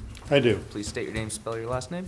William Hollows, Hollows. Thank you, and like the others, you've appeared before us a number of times. Any changes to your credentials since the last time you were here? No, Any questions from my the board? license are still in effect. Would you like to accept him once again? Happy to accept. Welcome back, Mr. Hollows. If you could walk us through the site plan? Well, you've got properties at the corner of Woodmere. That's one of the reasons why you have a garage that faces the road, because you're on the corner lot, so it's really difficult to not have it face the road. You've got the Y house, the proposed new entranceway in the front at the Woodmere. You've got the addition on the south side, addition on the north side with a patio behind that. The existing patio will be removed. And you've got the proposed, well, the garage with the proposed second floor for that garage.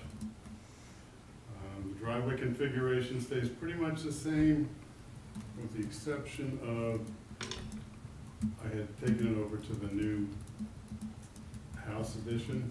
This way we have a little bit more access, a little straighter access into the garage. And the area that's going to be removed of the driveway or paved area is behind the garage into the west side. It's kind of an odd shape section of pavement. And I think the questions from the engineer that I saw in the review letter was a question regarding the AC units. Presently, the AC units sit behind, it would be the northwesterly wing of the house. And one of those AC units just happens to fit, part of it fits into the addition. So they'll probably have to be slid over a little bit. That area presently is heavily wooded shrubs around it. In fact, the next item I'm going to talk about, I had to crawl through the shrubs to get into that area. So the air conditioning units are screened. And there's a question regarding a manhole in that area. And according to Mr. Oatman, there's a sump pump in that manhole. It has a metal lid on it. I could not budge that metal lid. It's pretty thick metal. It's not your standard like concrete manhole that you see in a road. It's just a metal ring, it appears, with a metal cover over top of it.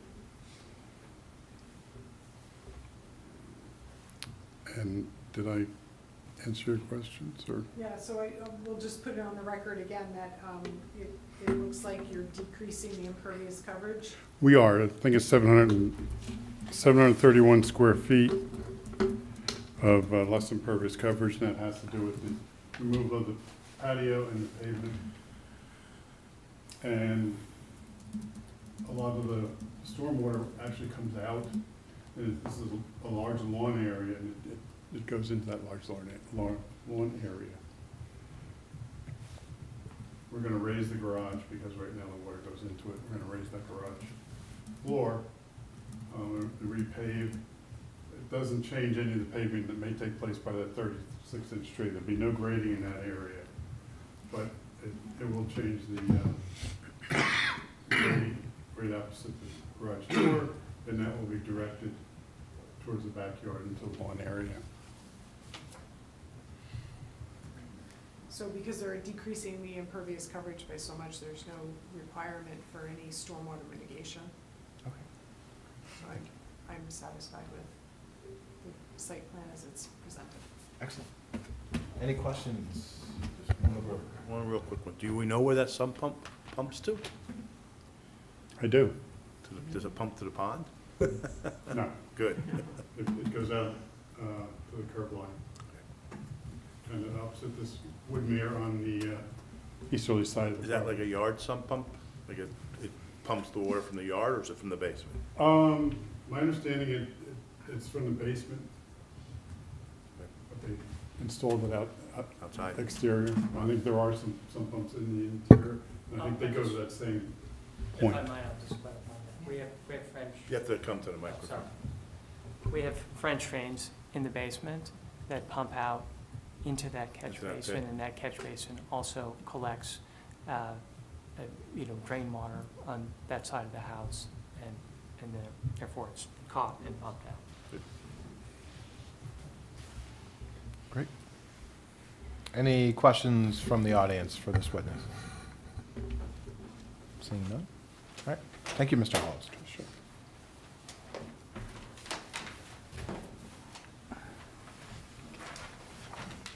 Mr. Altman, would you like to make any concluding remarks? Yes, I'd just like to thank the board for their time and consideration of our revised proposal. We think it greatly enhances the project over the prior design, and we thank you for your time this evening. Thank you. Now, we're looking for any public comments. Seeing none? Okay. All right. Conditions? Yes, I have two conditions noted. First, our usual compliance with those conditions noted in the board engineer's memorandum. And second, as we had discussed, was that the applicant shall submit a landscaping plan to the city forester for review and approval. The plan will address the screening in the front of the house, or landscaping in the front of the house, rather, and shall include attempting to preserve the tree roots of a 36-inch city tree during the driveway paving. And then, as to the votes, since we're only dealing with C variances here, 4 votes are required to approve. Great. Thank you. All right. Open it up to executive session. Who wants to start? I can do this one. I can certainly support this. The Oatmans have shown themselves to be careful stewards of this house. They're approaching this very thoughtfully. Like Ms. Chifo, as an alumna of the Historic Preservation Commission, I was concerned with their comments, but safety trumps all, and that includes the physical safety of our residents, as well as the structural integrity of the house. And I understand why they're taking off the balconies and the stucco and some of the rest of it. What they're doing with the driveway is certainly improving the ability to use it, and that also is safety. We want to be able to garage all the cars we can in this town. Removing as much of the driveway-like paving around the garage is a big benefit. And they're dealing with an existing non-conforming condition in the garage and not exacerbating it. So I think that this is overall a net benefit, and I can support it. Thank you. Yeah, I can support it as well. The setback variances they're existing, and they're really just building them up or expanding them, not really increasing them at all. The garage door makes sense facing front, as was noted by a couple of witnesses, and just seems to make sense in that kind of lot. The width, the pitch of the roof seems like such a minor thing. I'm not concerned about that either. Not even sure I understand. It's probably not even visually detectable. It's not an issue. And I'm not concerned about the width of the driveway either. It's a relatively minor increase. And I also commend the applicant for being so thoughtful, as Ms. Toth mentioned, and being very thorough in what their thought process is. And you made a very effective presentation on behalf of your own case, so that was very good. I can support the application. Great. Thanks, Tom. Anyone else? Okay, I certainly agree with Ms. Toth and Mr. Yuko. The benefits to this application certainly outweigh any detriments that I don't think exist, actually. So with that, I'll support this case and ask for a motion to approve. So, You have a second? Second. All right. Stephanie, roll call, please. Okay. Vice Chairman Leukett, Yes. Mr. Yuko, Yes. Mr. Nelson, Yes. Mr. Malay, yes. Ms. Toth, Yes. Ms. Chifo, Yes. Mr. Chanchuli. Yes. The motion carries. Good luck. All right, final case for the evening. 174 Springfield.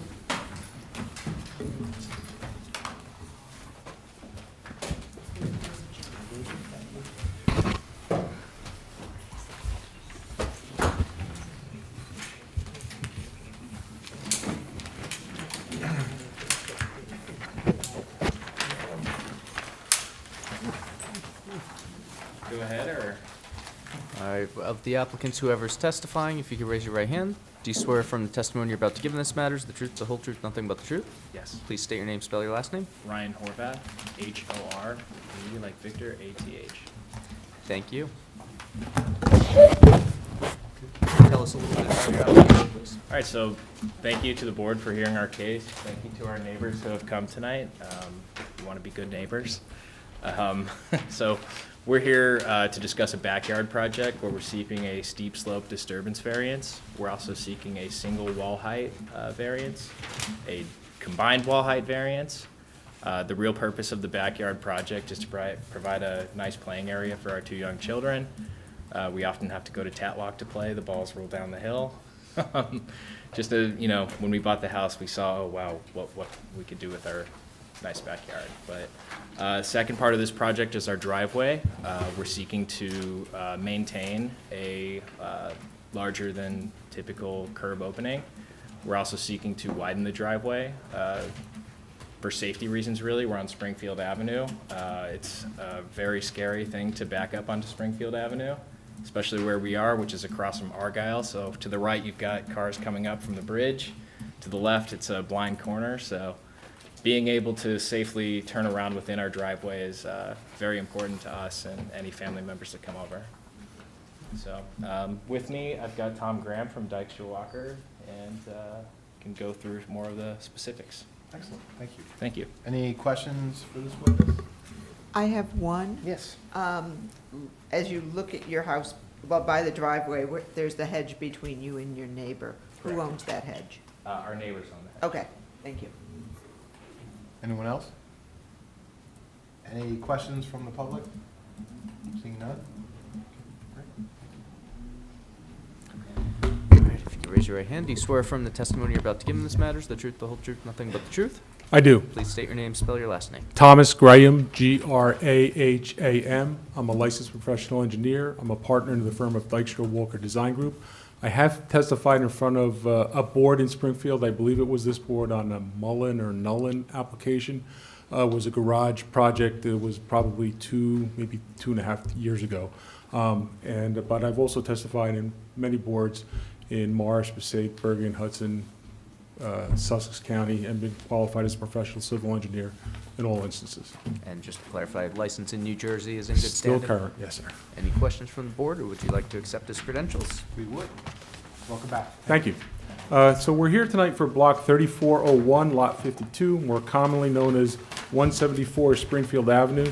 The property is generally trapezoidal in shape, 100 feet wide at the road and 70 feet at the rear, and approximately 280 feet deep.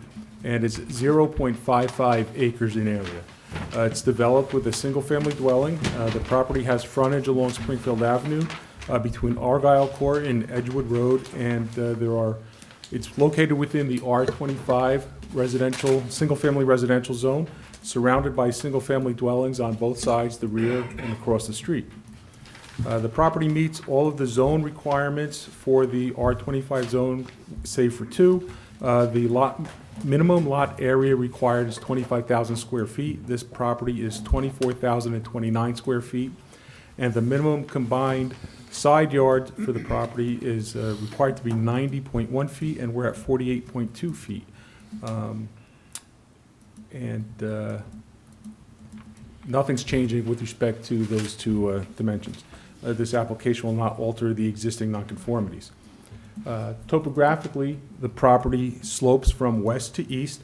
Along the westerly property line, it's approximately elevation 174. Along the east, it's 148. The majority of the site is categorized as being steep sloped or having slopes greater than 15%. So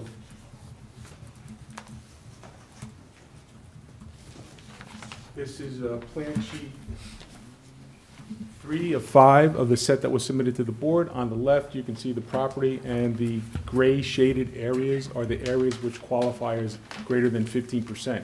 So you can see almost any activity on this property would require a variance for a disturbance of your steep slopes. So the applicant is just proposing to create a more usable rear yard. Currently, there is approximately a 26-foot elevation change from the west side of the property to the east side of the property. We're just looking to level that out, and to do that, we're creating walls along either property line. And we have tiered the walls, or built 2 walls instead of one large 10-foot wall. We have a 4-foot wall and a 6-foot wall, and that kind of breaks up the mass of the wall, and also gives us an opportunity to have some plantings between the walls to also soften the appearance of the wall, both in their yard looking at the high side and from the neighbors on the low side looking back up at the wall. It'll make it more aesthetically pleasing to them. And basically what we did was we determined the elevation in the middle of the lot and then tried to create a flat rear yard, and that gives us 10-foot walls on one side and 10-foot walls on the low side. In addition, we're proposing to make some improvements to the driveway to widen it so that a car can pull in and be able to turn around on the property and then pull back out onto Springfield Avenue. I had the opportunity to try to pull out or back out onto Springfield Avenue the 2 times I was at the property, and it was a little bit of a scary situation. So what we did was we used the AASHTO designed vehicle. Currently the driveway comes off of Springfield Avenue and goes around to the back of the house where the garage doors are. That area around the garage is really a little bit too small to allow for cars to maneuver properly and to be able to turn around. And we've demonstrated how a vehicle can pull into the property and make a turn and then pull back out of the property. And we've only increased the driveway area based on the area of the template. As soon as the vehicle is able to get back to within the confines of the existing driveway, that's where we tied back in. So we only made the driveway as big as we had to make it. We did get and also there are 14 trees removed. That was raised in a comment from the town forester. You can see on the left-hand side is the lot layout plan, and we identified those trees to be removed. We put X's in them. There are 14 of them in the rear, and that's just to allow for the construction of the walls and the leveling of the rear yard. We did receive a number of reports from the town agencies and professionals, and going through the engineer's report,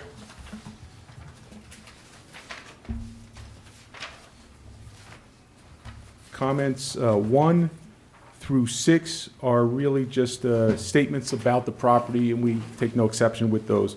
Comments number 7 denotes that our disturbance area will be 15,592 square feet.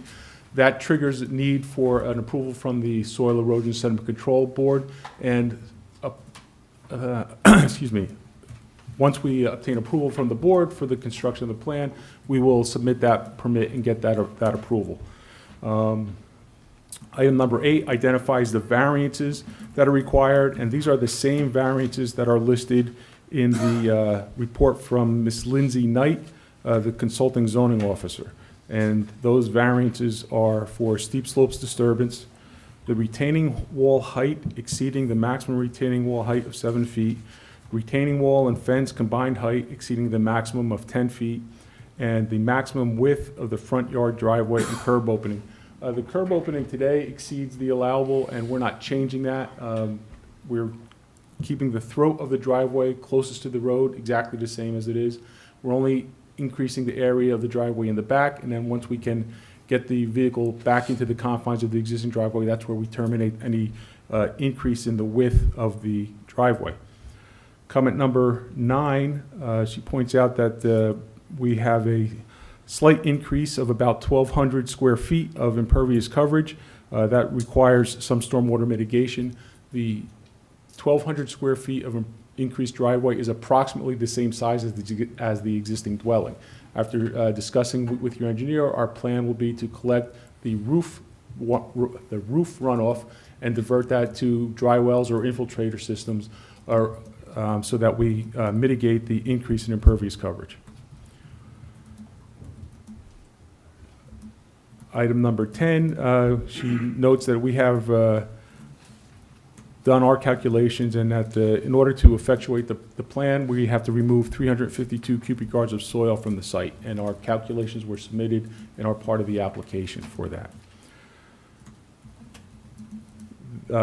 Number 11, yes, there's a small rock wall in the middle of the yard area that will be removed to allow for the regrading of the property. Then comment number 12, we will have a split rail fence along the top of all walls as a safety feature, so that anybody who comes up to the edge of the wall can't just fall over. They are delineated on the plan. It might not be as clear as it could be, but there's a line with an X in it that runs along the top of the wall side and parallel to the wall face. So we'll make that a little clearer on the revised plans that we'll have to submit for her review. Could you just show us the scope of that on this plan?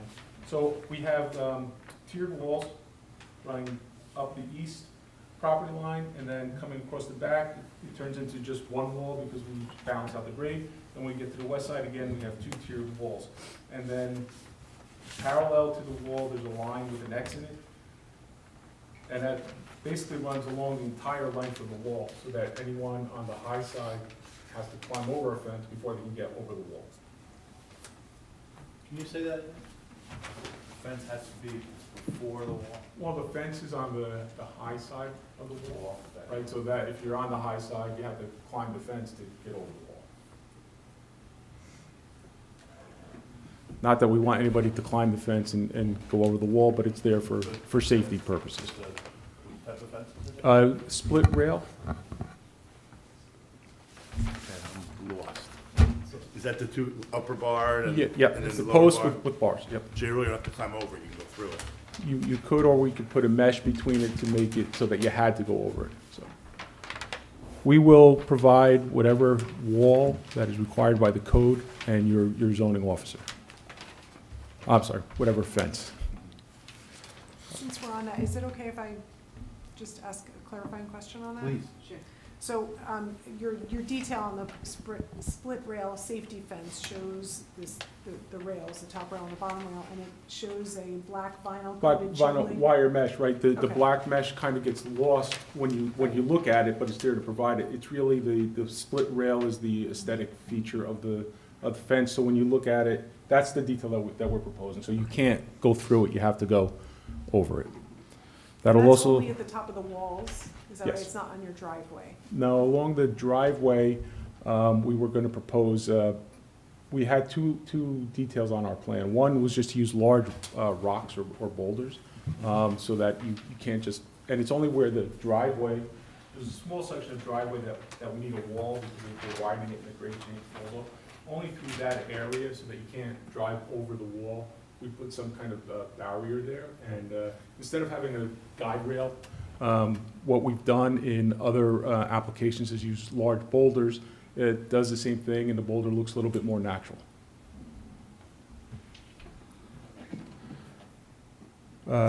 Comment 13 regarding disturbance to adjacent properties. All these structures will be staked out before construction.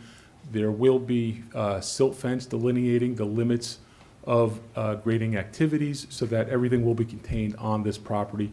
And the silt fence is absolutely going to be a requirement of the Soil Conservation District, and it will have to be maintained throughout the entire construction period. Note number 14, we did have one typo on one of the walls. We had the top of wall at 164.67 and the bottom of wall at 166.47. They should both be the same elevation, 164.67. It occurs at this location on our plan where one wall dives into the grade. So at one point where the wall starts, the top and bottom of the wall are the same. So we'll correct that on our plan. We did show approximately 14 trees to be removed. Subsequent to the plans being submitted, the applicant has already planted approximately 20 trees in the front yard. And he also had a conversation or an email exchange with the town forester. And they talked about his plan and what he did, and the town forester seemed to like what has happened so far and thinks that the project, I think to quote him, it's a worthwhile project. We can certainly supply that email correspondence, but they also asked for some other landscape plan features, so we'll prepare a landscape plan to address his concerns, but we already have talked with him and he's in favor of what's been done to date with respect to replacing trees to be taken down. And then comments, I believe 16 through 20 are just probably your standard conditions or notes that we will add to the plan, and we take no exception with those. So that's the engineer's report. It went through the zoning officer's report, and she just identified the same variances that were in the engineer's report, and we take no exception with that. And then with regard to the other reports that we got, many of them had no comment, anything that was identified, the zoning officer said we need to apply for a permit. We fully understand that, and we will apply for all those permits. We take no exception with any of the other comments in those reports, not to keep you guys here any longer and go through each one of them, but we have no issues with those reports. I think that summarizes my direct testimony on the application. Board questions for this witness? Oh, yes. First of all, I fully understand the need for the driveway and the safety at this intersection, which is critical, and I think this is a good idea. However, I can't understand why you're flattening the area south of this lot, the south part. Why are we doing all this wall around it? Why are we flattening it? Yes, where you are here, go south. So what we're doing is... No, not from here and below. Oh. Yes, this area. So the applicant has young children, and the yard area is not really conducive to playing in there. You can't have a trampoline back there because of the pitch, so they're just looking to level out the yard to make it a more user-friendly yard. With such retaining walls on both sides? Well, again, the property is relatively narrow, and there's over a 24-foot change in elevation from one side to the other side. And so we just picked the median elevation, leveled it out, and then that's how we determined how many walls we need, and then or how much height of wall we needed, and then we took a further step and split it into two to make it so that it's a little bit more aesthetically pleasing. And even in doing that, we reduced our usable lot area. Because if we only had one 10-foot wall, we would have another 10 feet of yard back there. But in order to make it a better plan, we reduced the width of the yard, but we still need the yard area to be flat. Correct me if I'm wrong, this is wooded area, this part. So we identified all of the trees greater than, I think, 4 inches that were on the property, and they're really the ones closest to the house. In the back of the property, there are trees, but they are not on this property, and we will not be taking them down. Pictures if that would help. How many are there on this part, of the south part of this The lot? big trees in the back of the property are on the neighbor's property, not on our property. We identified all of the trees that are on this property when we did the survey. And how helpful are these pine trees? I think they are planting on this on the curb line. They are not going to be of any use for the backyard drainage or stormwater, so they won't have any benefit. because they Again, will the be town on forester did ask for a curb line. landscape plan.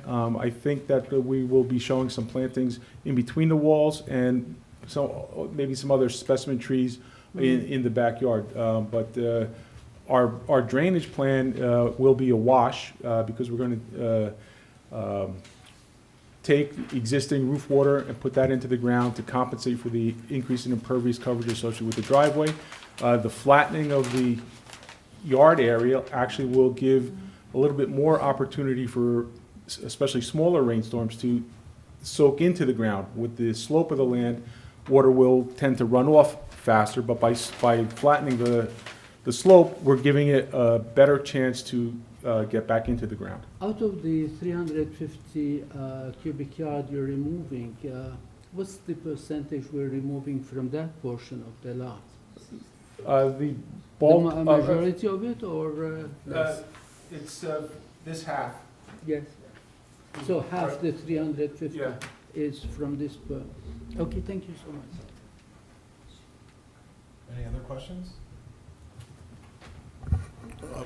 In regards to the 1,200 square feet of drainage from the house, why wouldn't you just capture whatever drainage you could from the property? I know you're trying to offset each other, but We're trying to offset it, right, to get back to zero. But again, we're taking water and putting it into the ground. So you want to try to put clean water into the ground. The cleanest water that we can collect is that which is coming off the roof into the downspouts, and it's collected for us, and we can take that and put it into the ground. Runoff from the driveway or pavement area, I think, not to piggyback on what the prior discussion was, but that driveway will have salts, oils, and we don't want to take that and immediately pump it into the ground down a couple feet. So I think that taking the roof water is the cleanest water. If there's opportunity to collect some of the other water, we will do that. We will make sure that the water that we collect offsets the impervious coverage, and that our system that we designed to put it into has the capacity to handle the water that we're putting in there. It could have been a situation where we only have to offset 500 square feet, but we're taking 1,000 square feet of roof area and putting it into a dry well designed for only 500 square feet. That doesn't work, and this was part of the conversation that I had with your engineer. So our drainage system will meet her requirements. And as far as other stormwater, again, by flattening the rear yard, it's going to be a grass area. By flattening it, we're going to give any water that falls on that area opportunity to percolate back into the ground before it runs off due to the change in slope. so how would the water from the uphill property get to that flat area? Are you It providing would, drainages for drain? for no, that? we're not, no drains. Today, it runs across the property. Once we put the walls in there, depending upon the wall construction, there's typically stone behind them, so water comes in, it'll get into that stone and get down into that footing drain and go through, or it would Well, come go over the through to top where? of the wall, Go through to where? to wherever the Onto footing the drain yard. discharged. You're onto the, well, from the upper wall, it To- would drain to to the the- lower wall, to the To flat the, spot? right, yep. Right, so back to the driveway. Where do you anticipate that water to go? Well, today, in general, by the contours, and it kind of lines up with the ridge line of the roof, any water towards the front half of the roof drains towards towards Springfield Avenue, across the neighbor's property. Water to the backside of that drains directly to the neighbor and across their property. The roof areas today discharge at grade, so all that roof water gets onto the ground, gets onto the pavement, goes across the neighbor's property.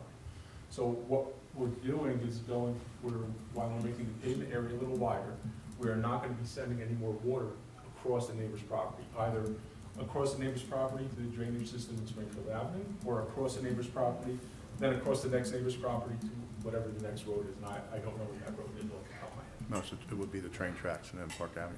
So you're not improving the current problem? You're just keeping it Not the making same? it any worse, yes. Okay. not exacerbate.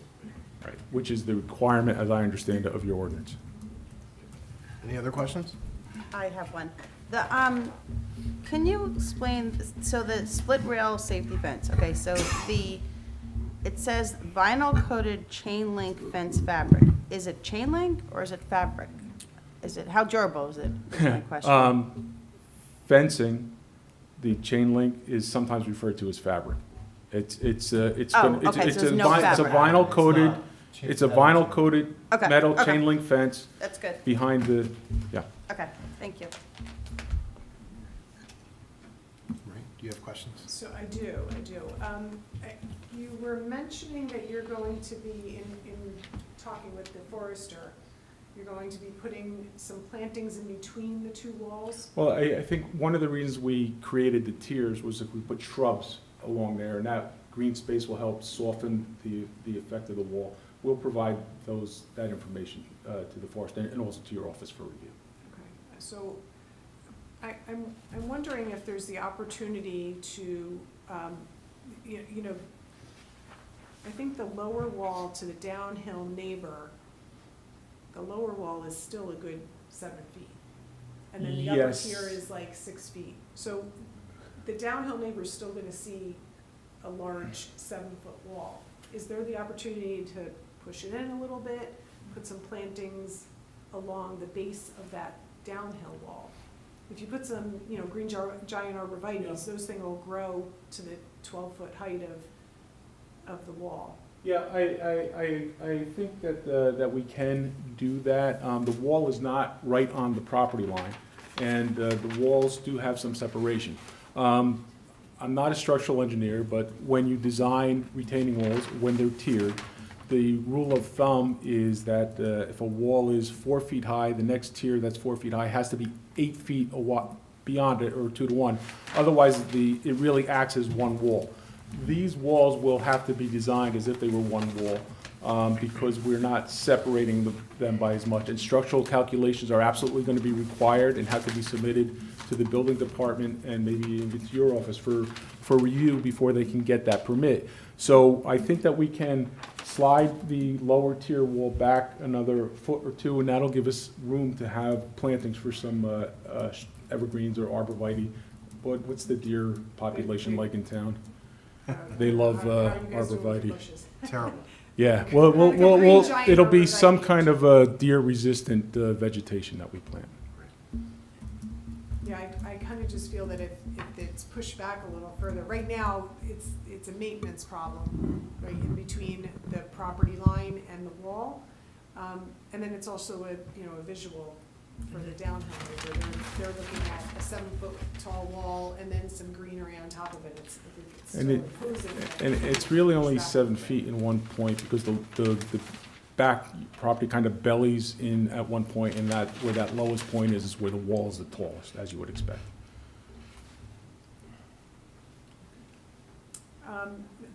The other thing I wanted to ask about was the driveway. I'm just not sure I'm clear on whether there's a guide rail along there, or if there's a rock wall, or you're not really sure yet. It's probably gonna be the rock wall. We had put both on there as options. I'm not a fan of a guide rail along a residential property line. I think the boulder retaining wall will do the trick. One, they'll be there, they're noticeable, and two, should somebody slide off of it, it'll stop them from continuing forward.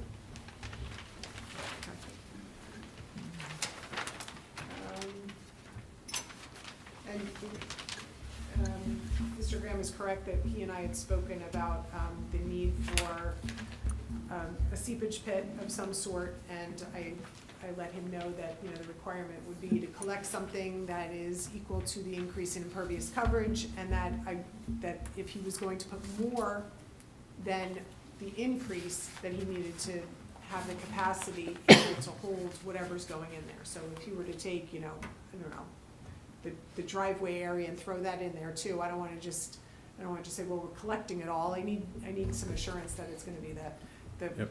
capacity that's going to hold whatever's going into that. So he and I discussed that as well. So the implication of that is he still needs to submit a plan to you for review and approval? Right. Uh, I'm still looking at this area between Edgewood Road and the railroad. That whole area is sloping that way towards the railroad. Yes. And I don't recall any of these, it's a hilly area, and I don't see any walls being constructed in between to allow for flattened areas. I don't think it's a good idea. I don't think it's a good idea. Partial of it, yeah, half of it, okay. But the full extent to the tip of that, Why don't we go through that in executive session? no, I am asking him the question because he's the engineer. So the owner is trying to maximize the use of his property, which he's entitled to do. In order to do that, he requires as much of a level, flat yard as he can get, Exactly, and that is exactly. what this plan provides. It has to be justified because of some kind of a hardship. I don't see the hardship here. The hardship It is, doesn't have to be justified by a hardship. That's one potential branch that they can go down for approval as a C1 hardship. Under C2, I assume they're requesting that the positive criteria outweigh any negative impacts of the application. So keep in mind, there's two different potential So, avenues of approval. So there is an ordinance here, and we are issuing a variance or relief from the strict application of the DRO. And it says there needs to be justification, something to justify why we are adding or removing such a huge amount of soil from this certain area, just for kids to play. This is not a good justification. I'm sorry, but that's my opinion. And I just wanted to clarify that, right, that's the one avenue, and just to correct that statement that they need a hardship, because that's not the case. That is one avenue. But if you feel that the positive criteria do not outweigh the negatives, that's for deliberation later. Okay, Yep. you got it. Well, okay, could you remind me, is this a C2 or a C? I imagine they are asking for approval under the C2 analysis. Mhm. Remember, C1 is the hardship analysis, Right. that there's some condition of the property Right. that makes it impossible. Mhm. C2 is But positive outweighs negative. But C2 also looks at public good. Yeah, that's part of the positive criteria. Okay, and let me see if I can try to phrase it slightly differently, because I think I've got some of the same concerns as Mr. Malay, that there is a significant natural slope on its way down to the railroad tracks. And this is basically putting a step in the middle of the slope. How does this benefit the not just the property owners, but there's supposed to be a public benefit from this as well? well, there's no public detriment from this. This person is just improving their yard, making it more usable for them. There will be no negative impacts associated with the drainage.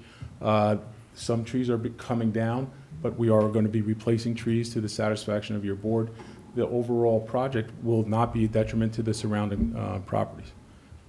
And just to clarify, they don't need to show a public benefit. Public benefit is one positive Okay. criteria that they can show. Obviously, not all personal improvements are going to result in some public benefit. Mhm. But as stated, it can't be outweighed by the detriments that are imposed to the surrounding properties, to the zoning ordinance, to the master plan. We often refer to safety as a primary concern. Well, I would have certainly, to yeah, imagine that right. increasing the usability and therefore the safety of the backyard is a positive criteria. There are plenty of backyards in this town that are not suitable for small children to play in, and people deal with it.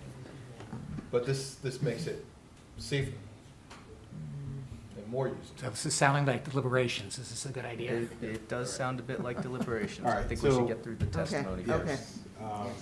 Do we have any questions from the public for this witness? Please. Questions only at this time. You'll have a second chance later to make comments and tell us what you think about this project. Well, Sir, please state your name and address. Robert Sponheimer, 166 Springfield Avenue. Thank you, sir. I don't quite understand the height of the wall that's going to be on our property, the first wall. You're coming down approximately 20 feet in total from the top to the bottom. So you're taking the middle ground, actually, is 10 feet down going into our property. Correct. So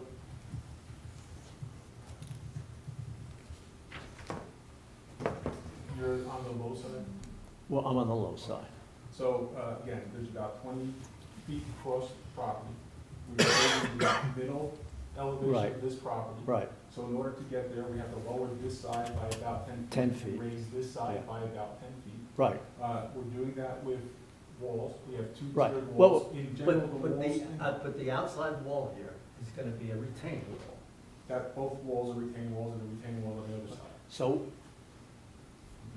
the retaining wall that we have, are you saying it's just going to stop at the 10 feet? No, it's not. Can we just try to be sure we're talking into a microphone, please? Sorry. The wall starts at the end of the driveway. It's actually 0 feet right there. That's where the wall starts. It ties into the grades. Then as we progress across the property, at this point, the lowest wall is 5 feet high. And then back here, the How can it lowest, only be 5 feet high? If the you're first gonna be level wall is all the way 5. across. The first wall is 5 feet high. Then we come back and we have a second wall, again, 5 feet high. But the That fir- makes the but 10-foot When difference. you're doing this, you're gonna put all the dirt down. You're gonna bring it down, or put in new soil. You're gonna bring in, correct? We're gonna build the wall and backfill against it. Right. Right, yes. So you're gonna backfill against that. And you're saying that that wall is only gonna be, The first, it's two walls back, back to back. The first wall's 5 feet, then we're gonna go back a couple of feet, and then have another 5-foot wall. So the total of the walls adds up to 10 feet. and what's gonna be in between the walls? It's flat. I think there's a 1-foot grade difference from the bottom of the top wall to the top of the bottom wall. So there's only 1 feet in between. No, it's I believe it's 4 feet, and there's a 1-foot change in elevation across that. There's a 1 foot, all right, so you're saying it's gonna be 4 feet in between them. 4 feet in between them. Yeah, that's right. 5-foot wall, 4 feet back, 5-foot wall. Okay. It's still gonna be a disaster, but. Let me ask a question. I'm not sure this is what he was trying to get at. From his yard, what will the outer of those two walls look like? What will be the apparent height of that, the outer of those two walls? First wall will be about 5 feet high. Then the second wall will be about 5 feet high. But he'll only see the second wall, correct? What depends. The outer wall. He won't see any of it. The retaining That's wall correct. elevations will be visible from inside. No, The, this wall from the ground will go up. right? This wall from the applicant's yard goes down. So standing in this yard, you're looking at 2 5-foot walls to get to the plateau that we're creating. Then on the far side, you're looking at 2 5-foot walls to get to the high side. Okay, so wait a second. So wait a So he will see the terrace. He will see the terrace.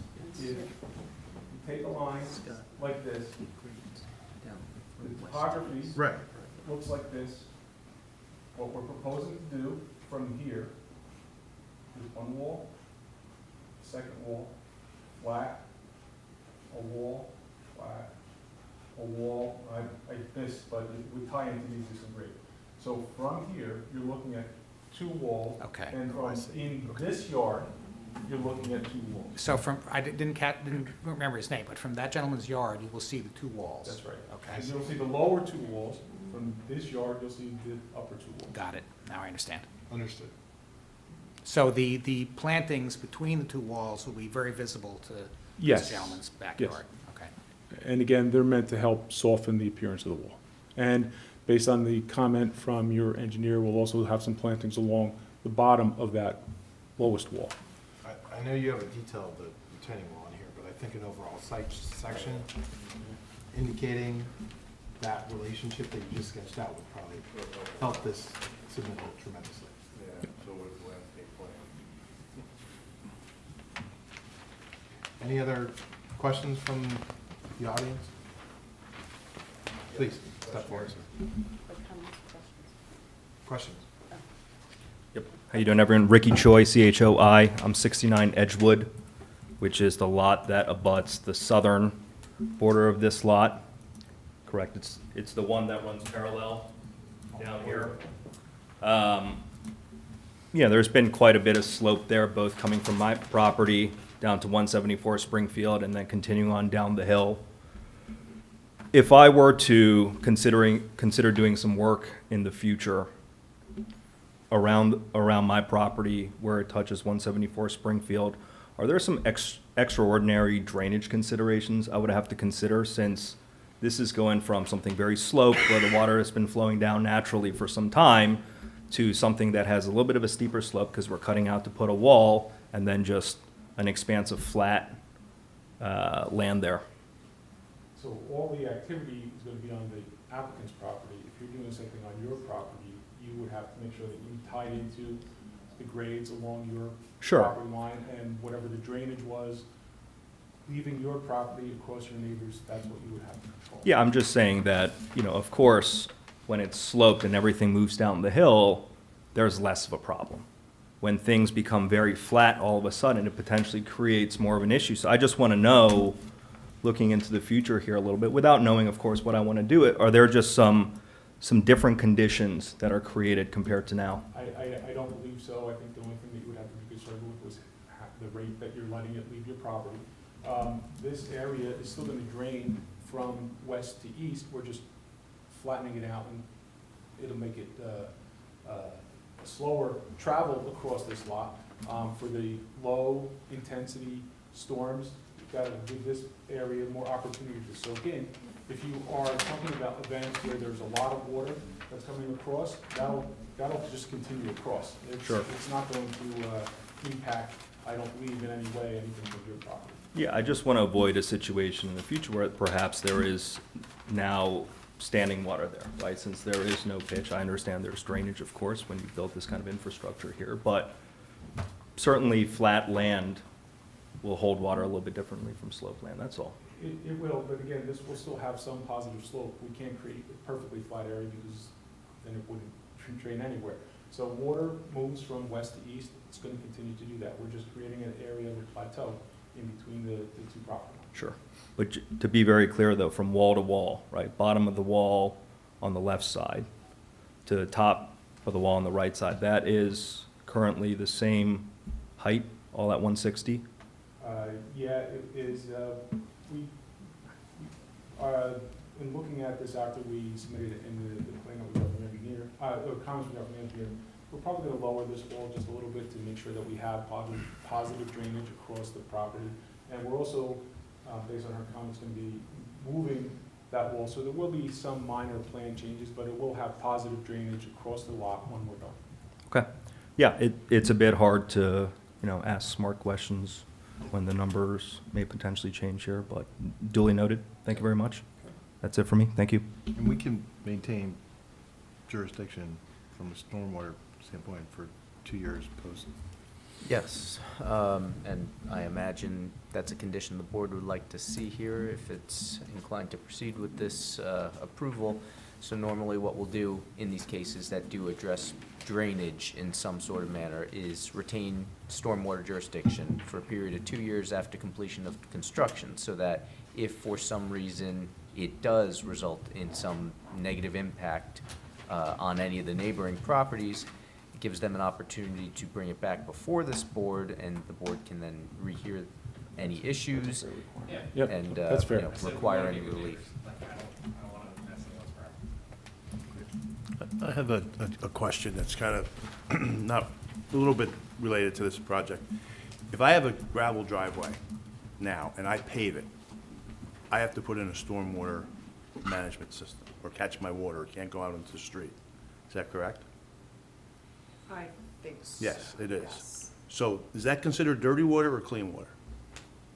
When it's on a Driveway. driveway, it's usually considered dirty water. Okay, so why would I have to capture that water when we're being told this applicant doesn't? It's the same, you have a driveway that we know right now is draining onto the neighbor's property. We know right now. So the trade-off is to catch the roof, but still allow a problem to exist. When I feel I we think should address that. What I heard the engineer say was that the roof leaders are going onto the driveway and more water is going onto that driveway. Correct. We're taking that water off of that driveway and putting it into dry wells, so you're reducing the amount of water that's on the driveway. Is that what I heard? Was it that your roof leaders are no longer going onto the driveway and they're going into this dry well? Yes, but the area of the roof is approximately equivalent to the area of the new driveway, so it ends up being a wash. Okay. So it's not adding. Well, it's definitely not adding, but we're not improving the situation that's already bad from the driveway. But I think that's a historical, like, I don't think that's. It's not being created it's- by these applicants. Correct, I get that. right. But if we have the opportunity to improve it, That I is- think that is up this to you. board should, at least in my opinion, because we do talk about stormwater being a big issue in town. We're saying okay to this, but you're doing that. Meanwhile, you know, the neighbors are, if we could help the neighbors and solve their problem, that might, you know, be more beneficial to them. And, you know, that's just my thought. Duly noted.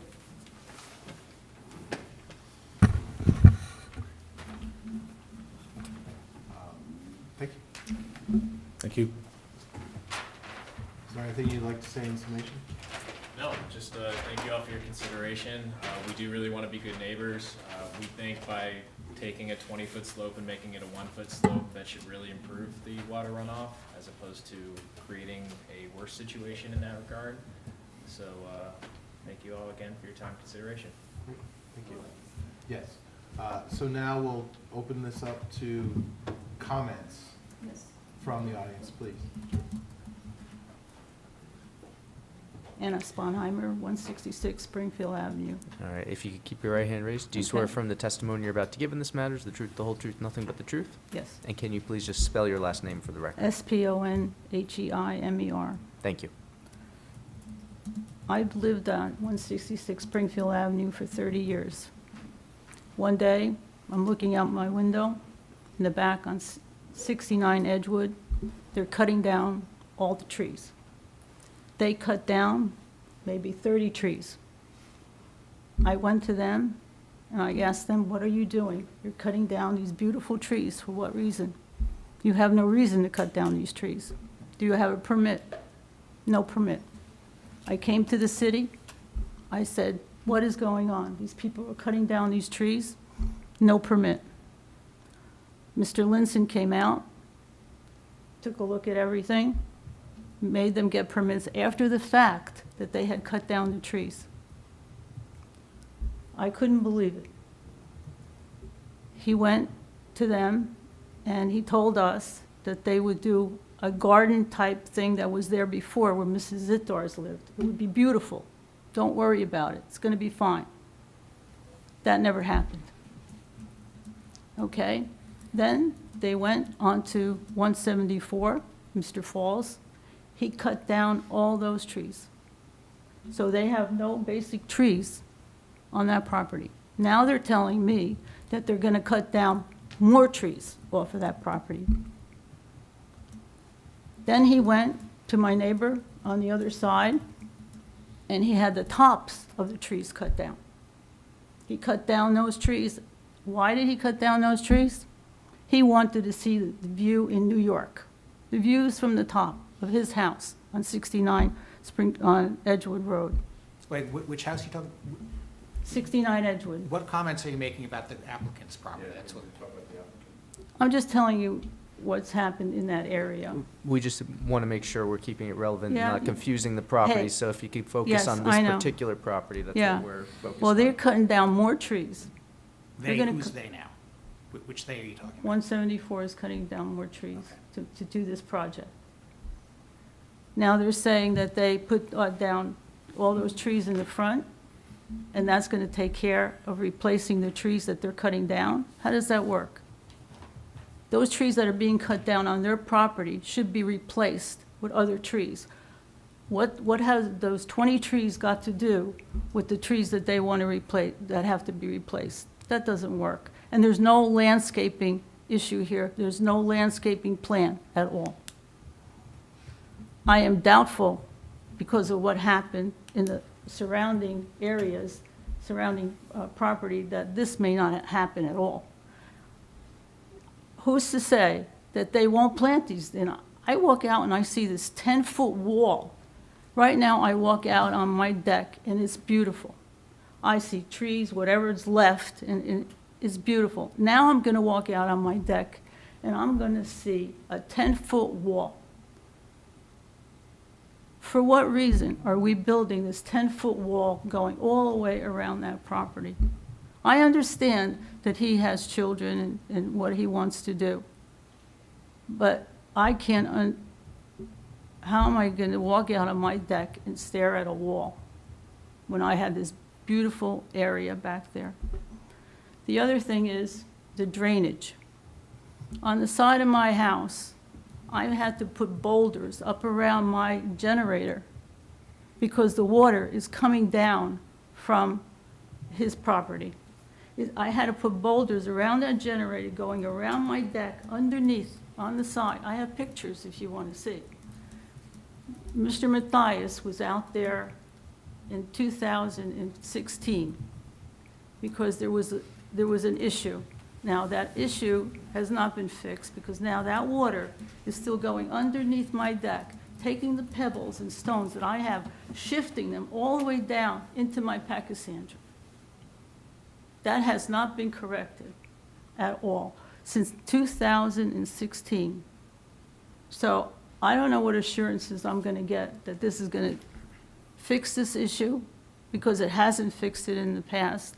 I don't understand. And it's just coming down off of that slope, down around my generator, which I had put in, and all the way, and I'm afraid that it's going to ruin my generator and get into my basement. And then what? And I think I've basically covered everything, except I'm very upset about the trees. I love my trees. And I couldn't believe that somebody would cut down all those trees to see the views of New York. I couldn't understand. Nothing was done about it in this city. Again, that's not the applicant's property. That's another you're talking about. property. Okay? But that incident was not the applicant's property, correct? What's that? That incident you just talked about, somebody cutting down trees Yeah, to see what happened. he went on 174 also. Not with our permission. No, he wasn't there. Before we bought the property. They had. Okay, so it's not the applicant, is what I'm saying. No, Okay, thank you. okay, thank you. Thank you. May I comment real quick? Just very quick. I'd like to just add to the board that the 20 trees we planted along the front are not the only trees we ever plan to plant for this project. It was simply a demonstration that we too love trees. Enough, that we added 20 even before we even started the project. So we're very committed to adding trees along the walls, in between the walls. I want to mitigate, their visual effect of seeing a wall. It seems that we have a plan that we're already discussing to mitigate that. So I just want to say we really care about trees. Don't want to, we're going to have probably 3 times more trees than there are currently. So that's all I wanted to add. Thank you. Can I make one more statement? Yes, sir, please. I have to swear you in, so if you could please raise your right hand. Do you swear from the testimony you're about to give in this matter is the truth, the whole truth, Yes, nothing I but the do. truth? And then just once again, briefly state your name and last name, please. Robert Sponheimer. Thank you. Okay, I've lived in Summit for 48 years. raised children over in Brayton School on the other side of town, and then moved here in 1990, like my wife said. I understand where Ryan's coming from and that he wants to have this nice backyard for his kids, which is fine. But Summit has, I mean, we have great sports, we have great parks. It's a beautiful, beautiful city. I don't understand and haven't seen where neighborhoods have been changed because of a site of construction. And basically that's what you're talking about is, well, it's the neighborhood, at least our house and the houses behind us, it's changing the atmosphere. And we've been here a long time, and to have it just change for no particular reason, except to have a field which could turn into, I mean, you said it's not gonna be a swimming pool, but you could change your mind quickly on that.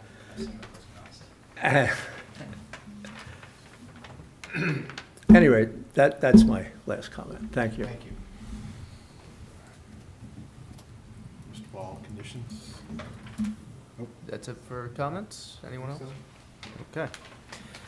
I have 4 conditions noted. First is compliance with those conditions noted in the board engineer's memorandum. Second, that the applicants will submit a landscaping plan to the city forester for review and approval. Third, the applicants shall submit a stormwater management plan to the board engineer for review and approval. And fourth, that the board shall retain drainage jurisdiction for a period of 2 years after completion of the construction. And once again, we have just C variances associated with this. 4 votes are required to approve. Great, so let's open it up to executive session. Comments from the board? I'm really worried that we can set some precedents here. In allowing this, the whole neighborhood would like to have walls the same way. And, I just want to jump in very briefly. briefly to correct something, that every application stands on its own, that one approval or another is not I'm one aware that of sets that, but a let me precedent. interrupt. I just Let me interrupt. want to make that clear. I'm 100% Okay. aware of that, and I have been on that side once where somebody told me that we do not set precedents, and that is incorrect. We do. Once we approve something, it is a precedence. And no matter what we say, this is gonna happen. It already Why has, not? Mr. Malay. This is not the first yard in Summit that has been leveled and used retaining walls to do so. So for you to sit there and say that this is setting a precedent is false. I'm not saying this is set, this is, It's not. we have set precedents in the, I'm saying we have, this board set precedents so many times. And this is gonna be But it's not another- gonna happen tonight. We're not setting a How am I, precedent tonight. how am I gonna tell? Because this area which slopes from top to bottom, all the neighbors would like to do. If I have the property of 166, I'm gonna put 2 walls, and I don't care about the railroad down there.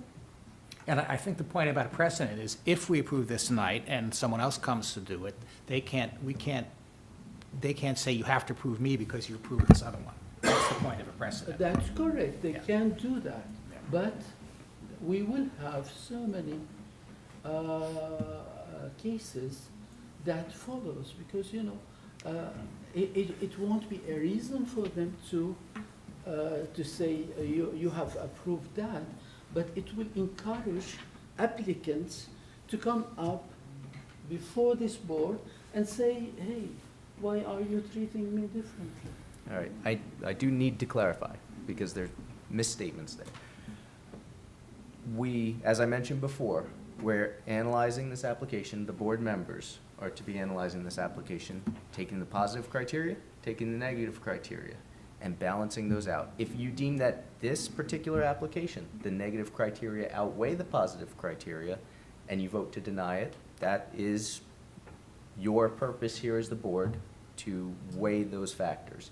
But precedents is not something that the board sets with any of its decisions. Each application stands on its own. So please make sure that your analysis this evening focuses on what are the benefits, what are the detriments, to make sure that this decision is made properly. Okay? I can try this a little bit differently. It strikes me as a permanent solution to a temporary problem. Children want to play ball for a few years. This is geography that has been in place for thousands of years. And the benefit to keeping, I mean, what was the old ad tagline? You know, you don't mess with Mother Nature. This is really changing the topography in that area of town for a problem, if it's a problem that won't be there in 10 years.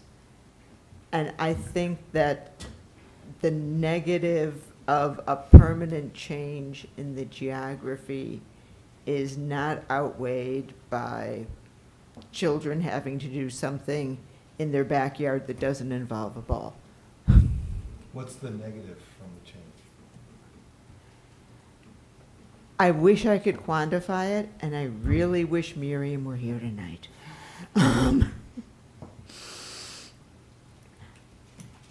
Because I know in so many other of our professional areas where somebody's got an amorphous fear, you can't respond to it logically.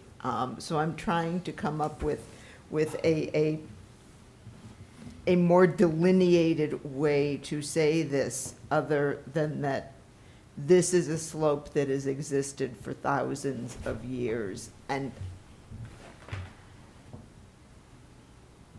people have dealt with it and lived with it and raised their families with it and managed it. I don't see the benefit of suddenly changing that. The house sits on a slope, Right. right? As do many of our That houses. used to be more severe before they leveled it enough to actually build a structure.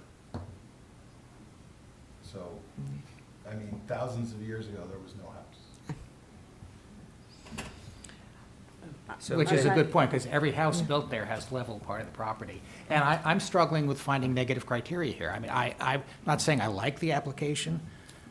I can see some positives. I'm struggling to find what we legally call negative criteria. I know. And maybe I can kind of hopefully add to that. So we have a steep slope ordinance, right? Steep slope ordinance requires that you cannot get approval of anything over 1,000 square feet of disturbance unless you apply to the board for a variance. Right. So your comment points to me that your belief here that they're disturbing 72.2% of the steep slopes, over 16,000 square feet are on the property, so 3/4 of that figure is well in excess of what the city code allows, and you believe that's a detriment beyond what our steep slope requirements are. Thank you. I would like to comment on that. The ordinance came around for a very good reason. Disturbing the nature, as we say, is a very important action that human beings are doing. And now we have a very sophisticated machine, very powerful machine, we can move mountains, but the nature itself is stronger and better than whatever we do. We can flatten the whole town of Summit if that's what we like. We don't want that. We want to keep the beautiful Summit, the hilly areas of it. We want to keep the nature as is. Thank you so much, Ms. Claire, because I appreciate your comment. Let's look at other things. What are we replacing them? Dry wells. Dry wells What do? In a rocky area, this area is rocky. And we are putting here a driveway to solve the problem? God, this is not gonna happen. In this rocky area, you put 4 driveways. They're not gonna do much. They're not gonna percolate as much as we think. And in fact, this area itself, I'm very familiar with it, especially this curve, and I encouraged I recommended the engineer for modifying the entrance and the safety of the driveway. But I don't see any reason why we should go below that and flatten an area for 230 cubic yards of soil removal for what? And we are removing a lot of trees that you can see now, they still exist. And we're putting them on the curbside. What more? To make the Springfield Road look better, or to isolate the building from the street? I can't really swallow this. I'm sorry. Well, and you're right that there are some beautiful mature trees in the backyard. And I also noticed the Environmental Commission's comments about managing stormwater runoff with additional vegetation rather than dry wells. The size of this project is just what I have an issue with also. Just, you know, it's one thing if you want to disturb the slope because you don't have a patio, but this is the entire backyard and creating walls, and I agree. I can't support this. I mean, I think it's just way too big, and it's the whole yard and a lot of walls. Anyone else? I'm struggling with this. I agree, this is a massive project. I was out there today, so I'm glad to hear that you weren't the ones that cut the trees down, but I still am shocked by the slope there. I'm struggling with it only because we always talk about what's the benefit to the public. Well, the neighbors are the benefit to they're public, and there's no resolution to their problem with this project. We're doing a trade-off to collect the roof as opposed to water that we currently know right now is creating a problem for the neighbor. I just, believe me, I have 5 kids. I feel for you, you know, and I get it. I'm really concerned about the drainage when we have a massive storm like we had in August. You know, when someone sent pictures out of water running down somebody's sidewalk. No, I don't know if that was in Summit, but it's somewhere, and somebody's dealing with it. So how do we know if that won't happen here? You know, we say it's a small storm. Yeah, maybe the extra soil being moved around might help the drainage. I'm just not 100% convinced. So I don't think the pluses outweigh the minuses. I still haven't heard the negative criteria. I think that would turn this case. Despite children growing up, I think people wanting to have usability in their backyard is not a bad thing.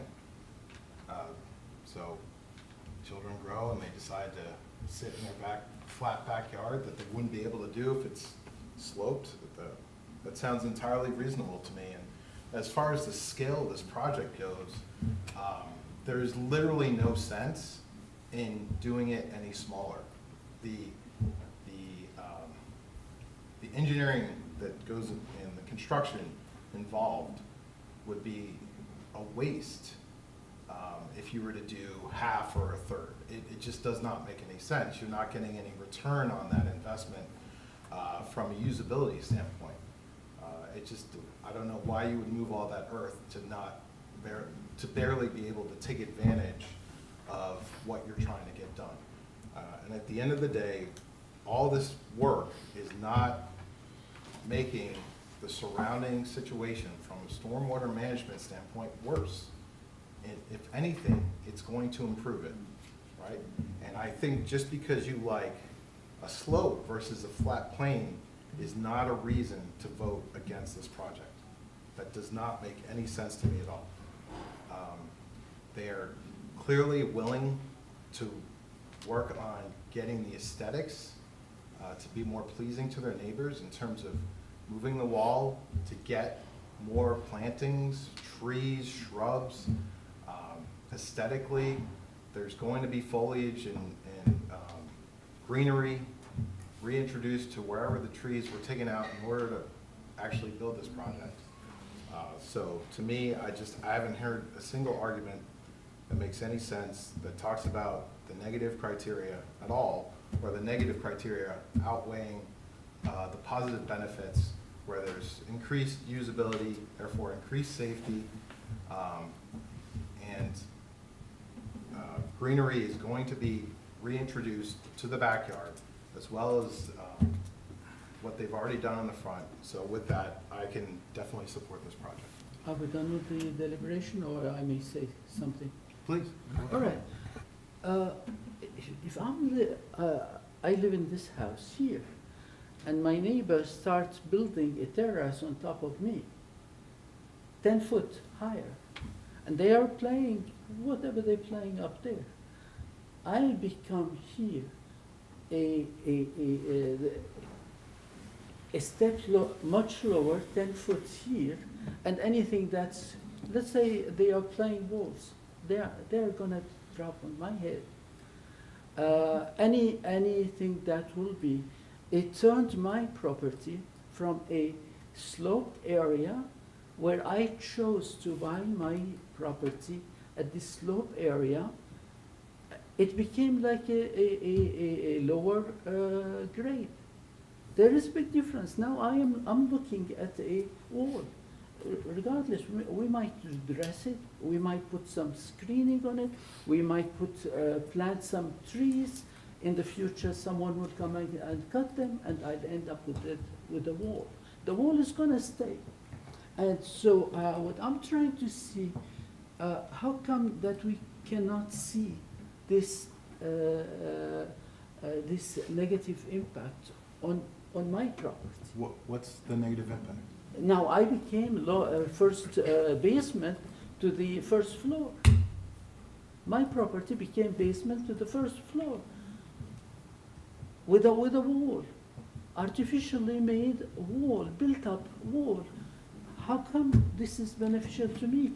So I think what I'm hearing are aesthetic concerns of looking at a wall as opposed to looking No. at a natural slope. Not aesthetic, not aesthetic. It's a natural thing. Let's look at that. If your property, if the whole area is terraced, that's fine. If the whole area, so if we were looking at this corner of Summit, which is hilly, and we start building terraces on top of each other, but the same way, maybe that could be all right. When people come and purchase a property here or at that level, and the price will be also correspondent to that. You But- understand that by code, they're allowed to build a fence on their property. Of course. Okay.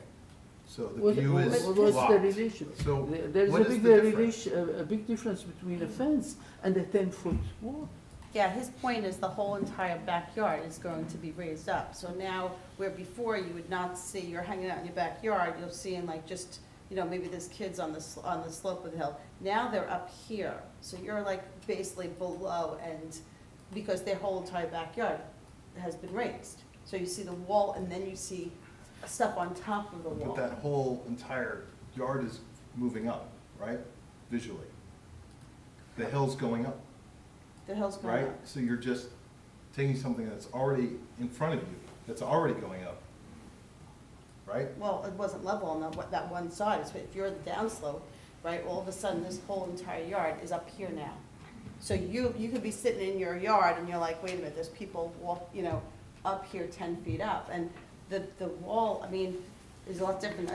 I don't want to see a brick wall either. I think to see a brick wall, we're in a backyard where it's supposed to be green. And plants die. And plants, it's not a complete, hedge. Who says a backyard is supposed to be green? And why is that our purview? Well, we're just saying is we're talking about where is the I negative. understand, but it always comes back to aesthetics, which is, you know, we have to follow the zoning code. That's what we're But the voting on. zoning code says that there needs to be. There's nothing in the zoning code about having a green backyard, or not And having a wall, or not having a Well, we're fence. saying, we're talking So- about some pros and cons. I do also want to clarify, because I know they've been kind of dancing around this point. The applicants don't have an obligation to maintain a pristine, you know, natural backyard. So what we need to focus on is, right, the deviations from the code. Whether, you know, those are so substantial that it cannot be seen as complying with the city ordinance by any shape or measure. And then, again, you know, how the negative impacts of this application relate to any positive criteria that they've set forth. Would it help the board to see what it looks like currently? I'm just curious. If you want to entertain it, it usually would, I mean, usually we I don't don't want to take reopen everyone's it. time, but yeah, it looks very bad right now. Unmaintainable. understood. I don't think we need to open it back up. No, Yeah. we generally don't. Okay. All right. So I'll just take go a ahead, minute, Tom. yeah, I'll just take a minute, say I agree with pretty much everything Scott said. I think the applicant, you know, I can't say I like the application because it is kind of extreme, but they're going pretty far. The city, according to Forrester, they're required by city ordinance to replace 11 trees. So that's a major commitment. He wants to see a plan where they're going to go, so they're committed to do that. They're going to submit a stormwater management plan to our engineer, which, you know, we have to believe is going to ensure that whatever they do, if we approve this, is not going to make the water situation worse. I hear the aesthetic concerns. I'm not sure that that's in the legal sense a negative criteria. So like I say, I don't see, for me, the positives outweigh the negatives. It's a close battle. I mean, there probably isn't a lot on either side of that equation for me, but I can't say that the negatives outweigh the positives. And I'm along with Scott. I have to vote in favor of this one. I'm not saying I like it, but I think from a legal point of view, that's what I have to do. So can I just, so back to my concern about the current water issue. Is that not something that we as a board should handle? So should Well, ask them to require to handle that? We are. But only for, there's a trade-off between the water on the driveway and the water coming off the roof. Yeah, let me clarify. So Okay. their obligation is to make sure that post-development flow does not exceed pre-development flow. Okay. Whether that comes from the house, comes from the driveway, there's no delineation of, all right, this water was addressed before and this water is now being addressed. It's the total value. So they can't exacerbate the total value of water that's flowing onto the neighboring properties. How they accomplish that is up to their engineers. Okay. So, I need to think about that for a second. They're not making it worse. They're not making it worse. Which is what they're required to But- do by law. Yeah, Nah. but could So we make it a have, stipulation that perhaps this 2-year enforcement of the stormwater thing, that always bothered me. And we're not here to change that. But wouldn't know how to word this. Could we ask the applicant to, instead of doing that swap, handle the driveway runoff, or no? so it's up to the applicant on what they want to present to the board as their application, right? If you indicate to them that you think handling an excess of stormwater beyond what currently flows on the property would be a significant benefit, that would sway one way or another. Certainly that's something that I guess we could ask them to reconsider and comply as a condition. If they're willing to agree to that, then that's a possibility. So just so could we ask to capture both? We can ask. If they say no, we would vote on the current application. If they say yes, we would impose a condition that they submit revised stormwater plans which address, you know, whatever the number is. Because one of the Of things, runoff. I mean, I was there today, and I actually walked on, excuse me for cutting onto your property, but I walked on the neighbor's yard just to see what was going on over there, and there are some conditions that exist. And I know you guys are deliberating, I'm sorry, I might offer a suggestion. We heard you, I listened to you. So currently today, the way the drainage works is the driveway drains across the neighbor to the south. But the contours show that the water's not going straight across, it's kind of going back to this back corner of our proposed driveway. We can build a curb along the lower edge of the driveway, and instead of putting the dry well around the house, we'll put a dry well in the back corner. We'll make sure that it's appropriately sized and that we're getting at least as much water as our new area that we're generating. So we satisfy the stormwater concern that way. And this will also be an improvement to the current condition because the curb will stop water from just flowing unchecked across the property to a point. The problem is when you curb it, you're collecting it. And once you collect it, you gotta do something with it. So once we curb it, collect it, we'll divert that to a dry well in the back corner of the property. I think that will make the situation today better for the neighbor. Certainly takes any water away from their house, and we will still be able to satisfy your stormwater management ordinance. So that sounds like a net improvement, Don. It does to me, yeah. So in concept, Marie, what do you think of that? I'm confused. Aren't we, we're in executive? Yes, I mean, that, like, we are. we can't We go can. back and forth. I mean, We this can, is- we can incorporate new conditions if Yeah, we we've- want to. But I know, but we to do go this. back and forth, like, they did their testimony. That was done. We're doing our, We you know, I were, think, and what I heard was asking for a condition. yeah, They okay, agreed to. okay. And we It's have, just more- historically, we have done this, especially when it looks like a vote is going a certain direction. We have given flexibility to make some changes to see if that appeases, you know, can change a vote or two. So it's not, it's been done before. But I want to hear, if I can ask the Yeah. engineer question, what Marie thinks about, in concept, obviously, we need to get a more detailed plan, but in concept, how does that sound to Yeah, you? in concept, that sounds fine. You know, what he's suggesting is accurate. You know, you put a curb on there, you gotta do something with it. You can collect it in, you know, a gutter line of the curb on his driveway and collect it into a dry well in the back. That's fine. You know, I might recommend that you put some, you know, water quality in there. It would be only to, you know, make your dry well last longer. That might be something that you might want to consider. But I don't, yeah, I think the concept of it is fine. But obviously, we want a condition that, more than conceptual. Right, Yeah. if I, maybe I don't, like, are we proposing this in addition to the previous stormwater proposal, or is this an alternative? This would, I believe this would be in replace of that, but whatever we do will satisfy your stormwater ordinance. As far as the increase in impervious coverage, this particular arrangement would also be a benefit to the current condition which exists. I think we would eliminate that condition that exists today.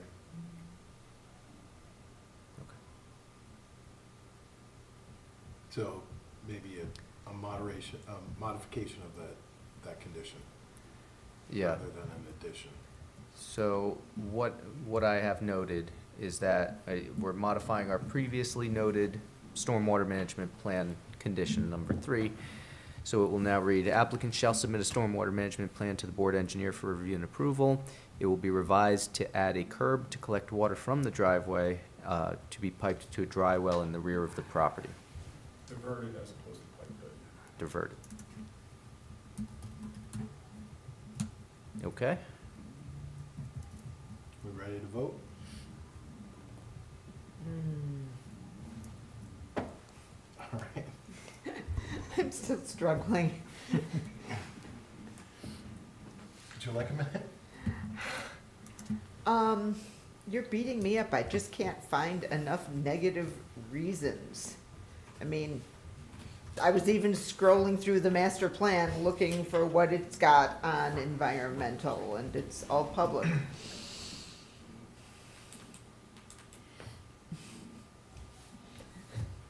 All right, with that, Stephanie, can you call the roll, please? But we Oh, do wait, have a motion. Do we Can have to have a motion? We have a motion to approve. Yeah, it's clear if we can do the motion to approve. I'll move to approve. If that, Do we have a second? Second.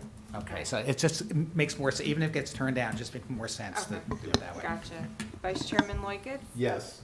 Mr. Yuko, Yes. Mr. Nelson, This is a tough one. I'll have to say yes. okay. Mr. Malay, No? Ms. Toth, I think Mr. Loikitz has beaten me up on this one, much as I wish I could have stood up to him. So I'm going to have to say yes. okay. Ms. Chifo, No. Mr. Chanchuli. Yes. Okay, so then the motion carries. Thank you. Did I count right 5-2? Was that 5-2? Yes. That's correct. Yeah. Good luck. Thank you. Do you want this for the record since I marked it out? Yes. Yes. So wait, you And marked it's that? not much of a markup, but. You put a section of Okay. detail on it. Oh, Squiggled on Oh, it. I got you. Yeah, I'll take it.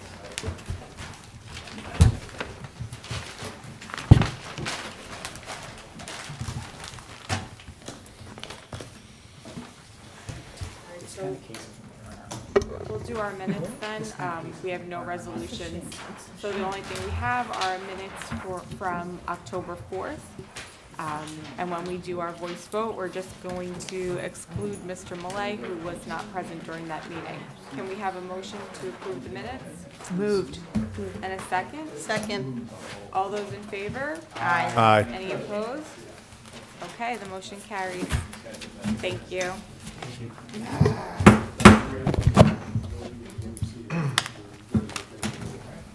My husband's gonna end note. 9:50. Good night.